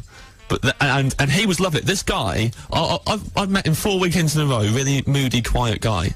Just didn't say anything. As soon as we jumped out the plane, he was like a different person. It was like he transformed. It was like he lived in the skies. Yeah. So as soon as we jumped out, like when you get on the airwaves. Yeah, exactly like when I'm on the airwaves, spitting my scrapes. So he was just there like, whoa, yeah, really shouting in my ear and going, hey James, how do you like free fall? And I was like, yes, very nice. And he was like, ah. And then he pulled the cord for the parachute. Yeah. And then my stomach just like almost soared about 6 feet above my head, back into my stomach, 6 feet the other way. And then he started zigzagging around the skies, going, check this out. And I felt really ill. So I said, sorry, mate, we're gonna have to stop this. And so he got really gutted. Because then I spoiled his favourite thing. So then we were just drifting down, motionless, while he was in my ear just going... just constantly. And then I realised, back then I used to exclusively wear slip-ons. Which wasn't a good idea. And I realised that Exclusive? How many did you have? I just had like about 3 pairs of slip-ons. I'd have a rotation. And I realised that one of them was doing the opposite of what it's meant to do and slipping off. Oh my word. How high up? We were still probably... Did you see the ground? I can see the ground, yeah. You're not in the clouds? Yeah, the clouds had got... there's no clouds that day, that's how we got to do the jump. But, yeah, I can see the ground, but we're still thousands of feet. So, like, I had to hook my toes up and keep the slip-on on. Because I didn't want it to fall and, like, kill a cow or something in the field. No. And then, concern. I kept on, like, I felt like I was going to be sick. And on the landing, you're supposed to land together. He's supposed to pull these, the steering handles, and then you both, like, almost do a little jump and then land. But I was so ill, I couldn't do it. So he was like, got to do an emergency landing. Emergency? Emergency landing. What's the emergency? He leans back, and he skids in on his bum. That's what he has to do. But before he did it, it was just everyone else was on the floor. He just started shouting down to them, "Make way! We got a sleeper! We got a sleeper here!" Amazing. He skids in, and my mum bought the photo, which is of me and him laying on the ground, and it's me on top of him, just looking absolutely passed out, and him literally looking over at his skydiver mates, holding his hands in the air, with his facial expression of, always me. Why is it always me? Brilliant. That's amazing. I can't believe you did a skydive. Yeah. How much money did you raise? I can't remember, actually. I can't not remember how much money I raised. But you didn't do it for that? I did do it for that. I did it for the concern. Well, that's good. At least you didn't kill a cow. Yeah. Or, get stuck in a cloud. That's what happens. You just slowly come to a halt. They jump out the plane and just... straight, like, full 1 foot, and then, we're on a cloud. There's an angel playing a harp. Hey! You guys aren't meant to do it with... The weather's like... Is it a classic scrape, or is it one from this week? This is an archive. All they did this week was join a gym, and that hasn't... Really, I just joined that so I can get more future scrapes. I'm running out of stuff. But this was a few years ago when I worked at... Do you remember when I worked at a school? Yeah. That was a classroom assistant for a bit. I just moved to London and moved in with 3 people who I didn't know at all. And we were all very bad at maintaining the house. We're supposed to be like... The garden especially, but the house in general was a mess, and the girls once put up a cleaning rota without having discussed it with everyone, which I think is a bit... Ooh, yeah, that always leads to trouble. I think you've got to sit everyone down and go, we should all start doing cleaning, what do you think about a cleaning rota? Instead, I went down one morning and on the fridge was a colour-coded cleaning rota. My main problem with it was that my name was in brown, which suggested I was the messiest one in the house. Everyone else was like greens and blues. And I was Were you the messiest in the house? No way, man. Keith was. Oh, not Keith. Keith. What was Keith's biggest sin? I mean, what would he... Keith didn't do anything in the house, didn't help out at all, but one of those girls was his girlfriend, so she wasn't going to tell him off in front of everyone. Of course. Typical. What colour was Keith? Keith was blue, a nice deep ocean blue. Oh, unbelievable. The more I hear about this Keith guy, the less I like him. He was awful. He would sit there playing... He'll never listen to this. Keith used to play fantasy roleplay games all the time. And he had a girlfriend. Yeah, he had a girlfriend. Did you have a girlfriend at the time? I didn't have a girlfriend. Right, you must feel really bad. Also, but I wasn't doing myself any favours in that house, because I bought the only blanket I had at home, and I've had it all the way through as a child, so I didn't think of it as anything weird. But then it was this blanket of a tiger roaring, just a tiger's head that would fill the whole of my bed. So it's this massive tiger head just growling. And so did you ever bring a girl back, get to the bedroom, and then that was the... No, I never had that, but my housemates did look in and go... Meanwhile, there's a guy next door playing roleplay, getting gently... Get all the ladies. So, there was a cleaning rota. It's a cleaning rota, but the garden was not included on that rota, and we all neglected the garden, and it got out of control. It was a proper... And eventually, the neighbours dobbed us out to the landlord. Oh, the neighbours phoned him up. And so what can you give us a picture of what that garden looked like? I mean, it was just very overgrown. Yeah, basically, it's just like weeds and grass that were like higher than most of us by then. It was ridiculous by the end. It was, well, I couldn't look out the kitchen window because I'd feel ashamed. Sure. Well, there's about grass. What we'd done, yeah. Keith loved it. He'd go outside in there and play wizards. Get lost in the enchanted forest. Yeah. Trying to find an elf sitting on a toadstool who could tell him the way to the castle.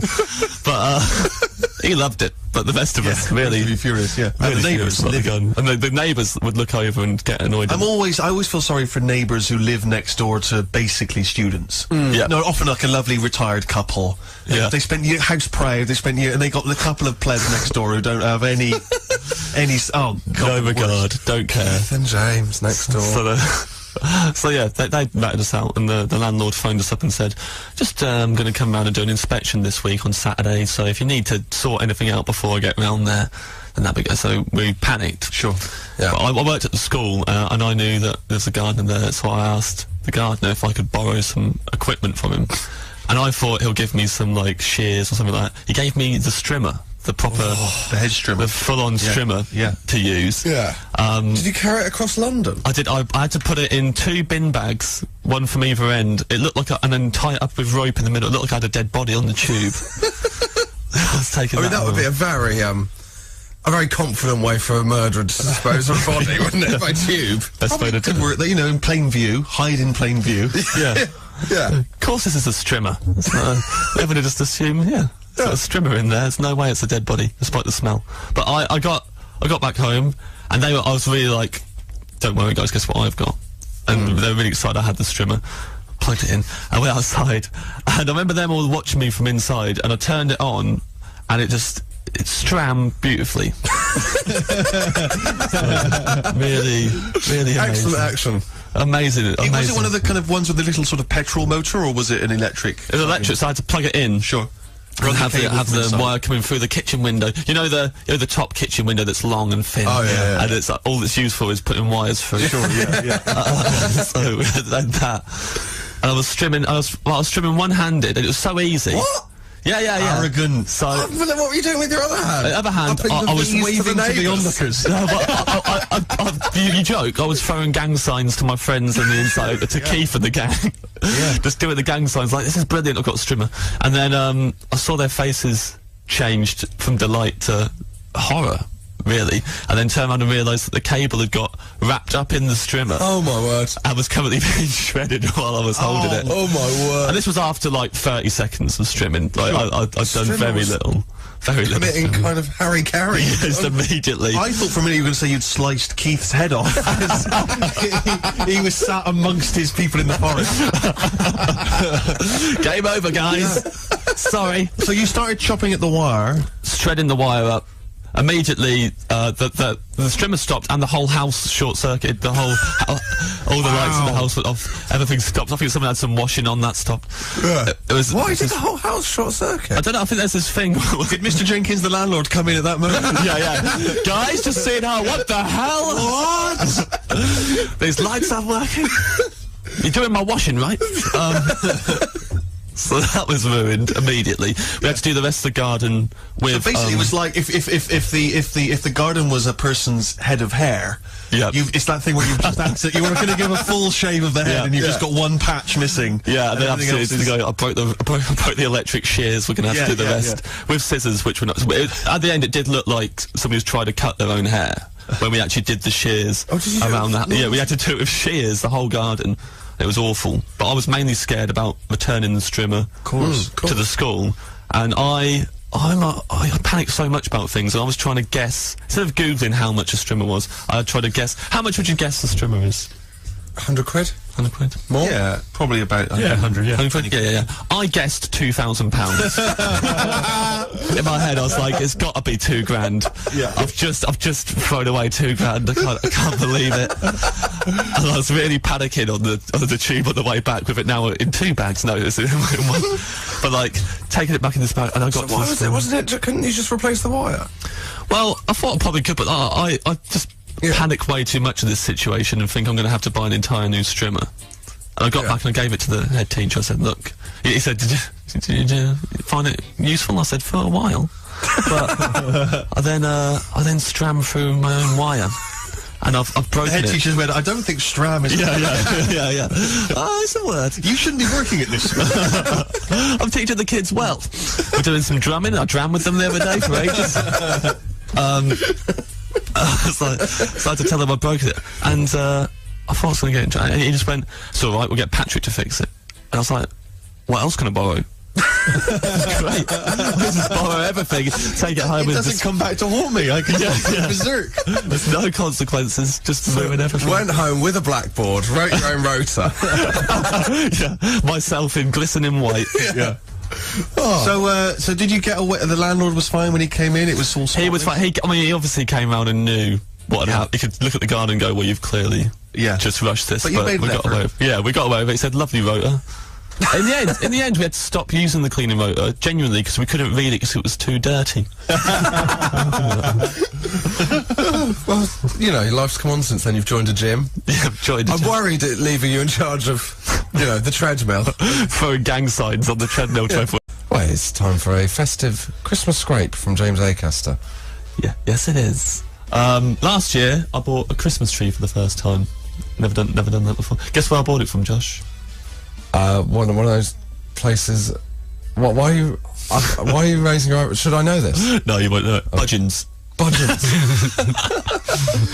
Budgeons down the road from me, so they were all on the pavement. And so a real one, not a plastic one. A real tree. Yeah. A real tree. And what was supposed to happen, they've all got like barcodes on them, and you're supposed to go take the barcode, then walk into oh no, this is going. Walk into Budgeons with the barcode and pay for the barcode at the thing. Obviously, I didn't know that. No one assumes that. No one sees it with the barcode on and assumes you've just got to take the barcode. Yeah. Oh, it's one of those removable barcodes that all these products have in Budgeons. Also, I'd like to point out that the route to the tills was all round the houses. A proper maze going round the whole thing. So I but I only got to the second aisle before, before a guy came up to me who worked there and went, So you're not supposed to. You're not supposed to take the tree. Obviously, like shaking pine needles all over the place. It's ridiculous. You're not supposed to take it. Explain the barcode thing. So how big was the tree? Pretty big. It was the best one. It was the best one. Did you knock anything over? No, I didn't knock anything over. I was just carrying it around with both hands underneath the base, like I was going to toss the caber. Were you getting cut and stuff from the pine needles? They were shaking on my arms. I had quite a lot of them on my arms, but I had quite a big hefty coat on, wasn't it? So you're getting weird looks.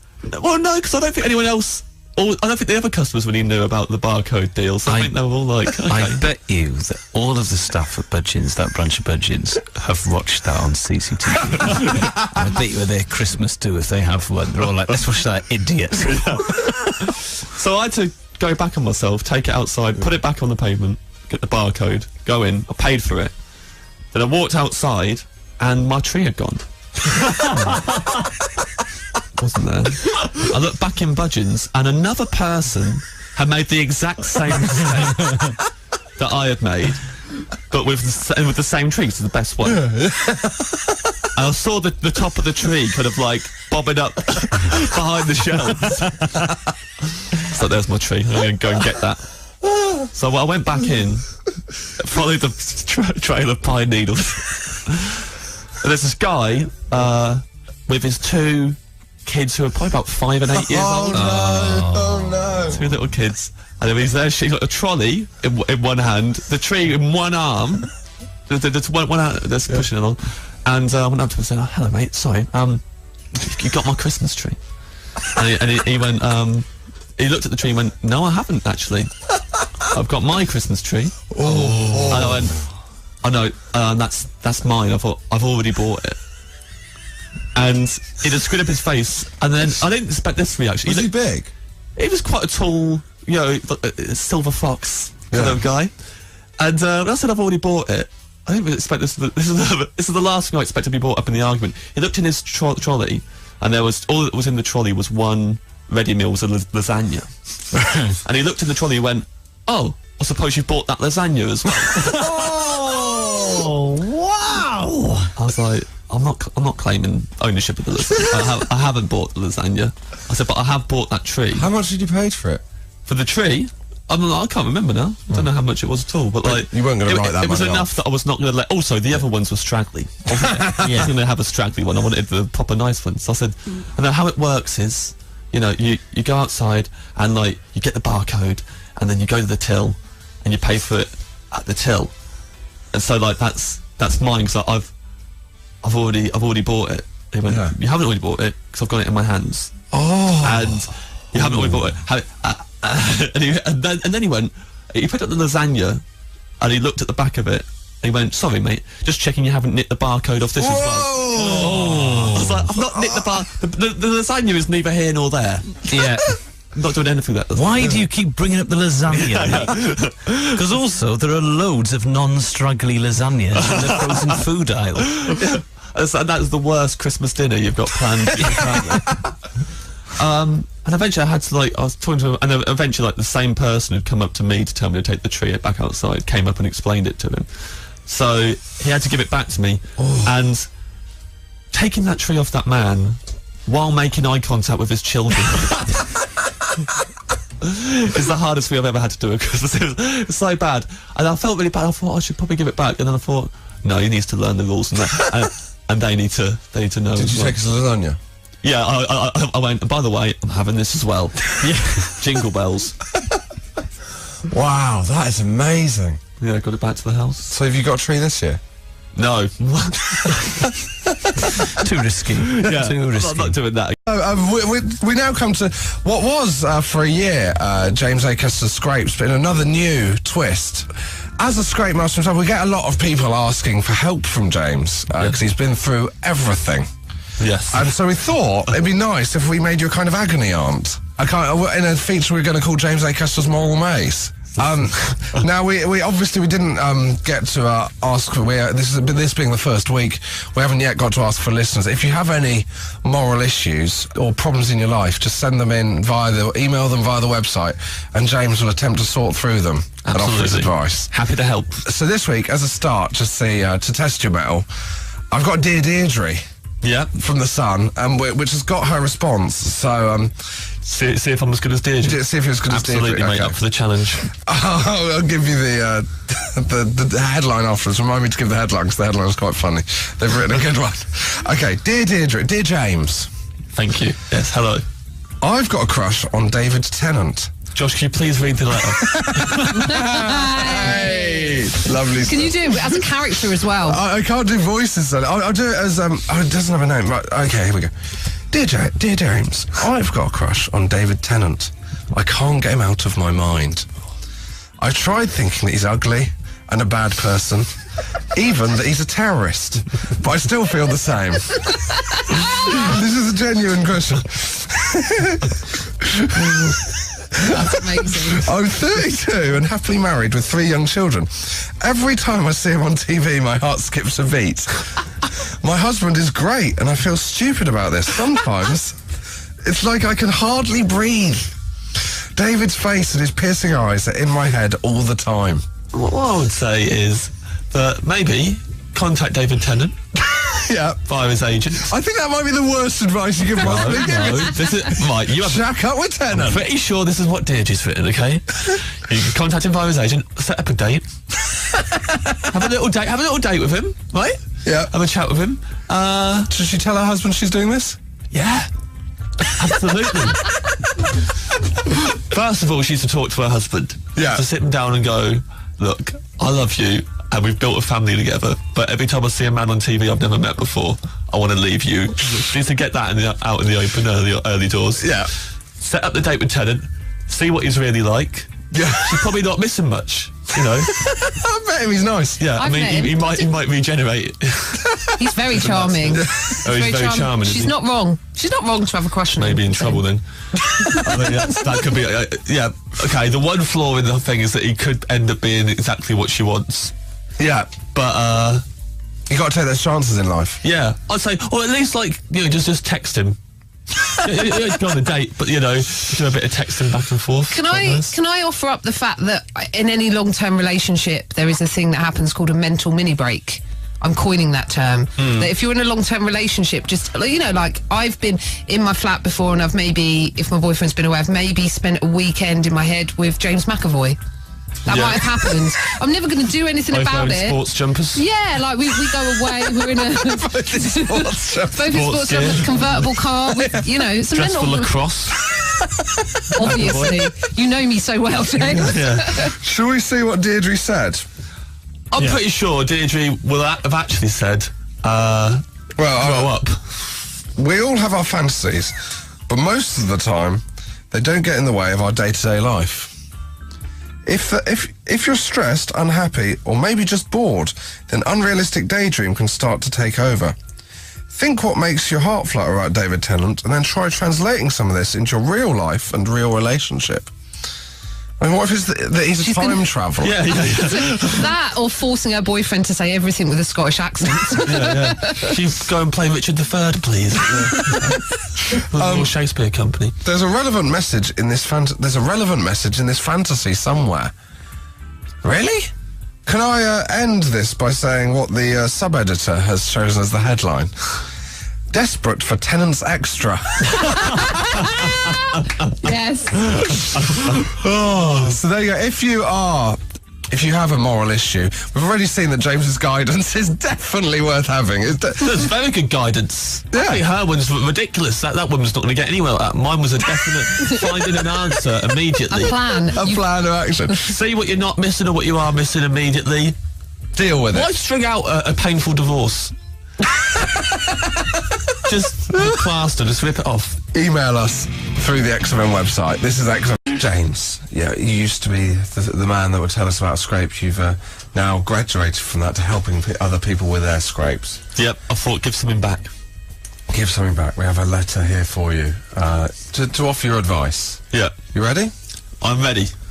I'm a lover of pets, but I think my neighbours have gone too far. They have a pet snake called Lucille, who keeps escaping and ends up in my garden. My neighbours are always very apologetic about Lucille's travels, and so far, I haven't had the heart to confront them about it. The problem is that I'm very friendly with them, and we often get together for barbecues and garden parties. I don't want to ruin this friendship, but feel that a large snake making regular visits to my garden is pushing the limits. Help. Who's that from? What's the name?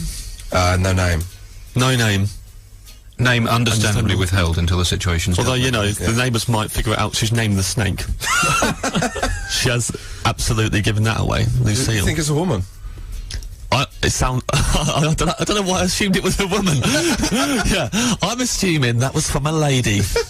But if not, I thought that as well. Yeah. Well, if not, your agony of aunt. No, 'cause Your agony of aunt advice is maybe think about some kind of sex change because you're clearly first of all trapped in a man's body. Yeah, clearly. Yeah, let's talk about the real issues. Oh man, yeah. What does the snake represent? You're projecting onto the your lack of want for a snake. I think it's an understandably terrifying situation. Yeah. I think, for one, that whoever this person is, has got to look to keeping the snake. It's your responsibility to keep the snake out of your garden as well. So, you know, I'd say, you know those those tubes that hamsters run through? Yeah. Yeah. Just rig that, wherever the snake is entering the garden, rig up one of those mazes of tubes so it just goes right back over the fence again. Oh, yeah. That's a good idea. Right, so you just, and then you get to watch it. It looks quite nice as well. You can do a few loop-the-loops. Oh, yeah, just get lots of stuff from an old crazy golf that's fallen into disrepair. Yeah. And set up a crazy course snake. for it, a crazy snake course, like windmill and stuff like that. But eventually you can only put it a particular... Always go through this door. You could put, I don't know what language snakes speak, but you could sort of make it like the only place to get through was this hole, but it went on an exciting course. Oh, yeah, it'd be lovely. Back into the garden. Or you could say, do you know what, I'm absolutely terrified of snakes. Please don't do this. Can you just stop this happening? I wouldn't normally give us, but it's a snake. Yeah. Also, if she doesn't want to speak to them, just make a big deal. Like, show them how scared you are. Every time it comes in, really just scream, like blood-curdling screams, run around the garden, just smashing plates, and crying. Just cry out in the front of your house, going the snake, over and over again. And they'll go, I think this might be something to do with Lucille. That might sound... This might be... That might sound like you're beckoning the snake. You're outside going, the snake. Yeah, that's what Steve Irwin used to do. Do you think that the smashing crockery thing I'm quite excited by, is that part of the sort of making a... You're costing yourself. You've got to make a noise. And there's very few, you've got very few. Smashing crockery sends a message. Do you think it's like when someone kicks a ball over a fence and they have to go, can we have a snake back, please? Yeah. They got, there you go. Get a shepherd's hook and you would confiscate it. Keep the snake. Well, you could just ring but how would you the council and they'd send a snake catcher and... I think of various things you ring the council for, or some of our tiles have come loose, probably don't do anything about it, various things. But if you went, there's a snake that's escaped and it's in... I think they probably go, we should deal with that, actually. That sounds like a problem that could go Well, I don't know if we've got a snake catcher, because there's been a lot of cuts in the last few years, austerity Britain. I don't know if council snake catchers are one of the first to go. Who goes first? Well, are you a professional snake catcher? Text in. Any snake catchers, let us know. It's like when... Can you text? Text in. Anything. Do you have, a service plan that means you don't have to pay for text? Text in. Text in. I reckon there must be someone listening must know how to sort of handle a snake and snake catching. Someone must. We have thrown too many things over. Neil, any views on it? Well, snakes don't have ears, so they can't be scared off by sound. So it's vibration. So please don't think about your crocodile. The noise is to alert the neighbours that you don't like it. Okay. It's to send a message. I'm not comfortable with this. The letter. The neighbours haven't got ears either. Oh, earless neighbours. Yeah. I say bring it up at the next barbecue they're enjoying. They get a lot of barbecues, and you should maybe, this is nice meat. Reminds me. You're the best neighbours we've ever had. Oh, thanks. Oh, that's a shame, actually, because we're thinking of leaving, though. You're not leaving? Yeah, we're going to move house. Why? Because your snake keeps coming into our garden, and our friendship went side. Oh, right, okay, sorry. No, well, we could stop the snake coming. God, that would be easy. That would be absolutely no problem at all. You like the snake? Perhaps do that, and we'll take the house off the market and remain your friends. And then burn the tickets to Canada on the barbecue in front of them. We won't need these anymore. Thank you very much. And once more, let's not sell them on. Yeah. You couldn't just because we paid extra for returnable, burn them anyway. You couldn't sell your house, could you? Because if someone was coming around your house and they said, "Is there any issues with the neighbours?" And you'd have to say, "Well, Lucille is constantly calling into the garden." Well, you don't have to say it's a snake, though. You just have to say, what are any problems with the neighbours? Lucille does climb into our garden quite often. And scares the children. And so you may, it's worth, if you're moving here, make sure you've got some spare plates. Maybe fight fire with fire.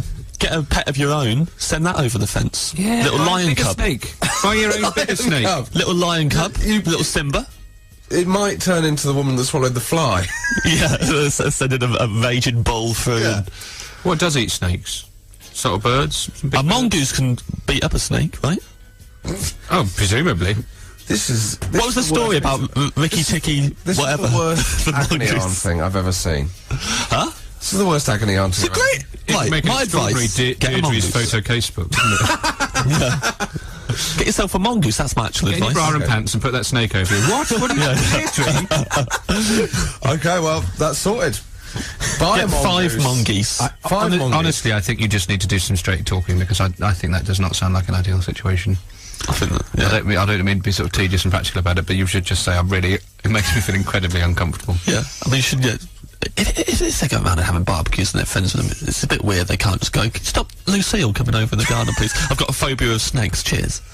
Okay, I think we've sorted it now. Mongoose. I think next week, obviously, the people will be queuing up to have their problems dealt with by James Acaster. Well, there were so many solutions there. You can pick one. Yeah, all right. Combination of all. You know of what? them. Dear Deirdre's never as angry as you are. Well, I feel the frustration of the people asking my advice. I'm a lot more invested in them than Deirdre is. Fair enough. He cares. So, how do they get in touch, Neil? Via xfm.co.uk.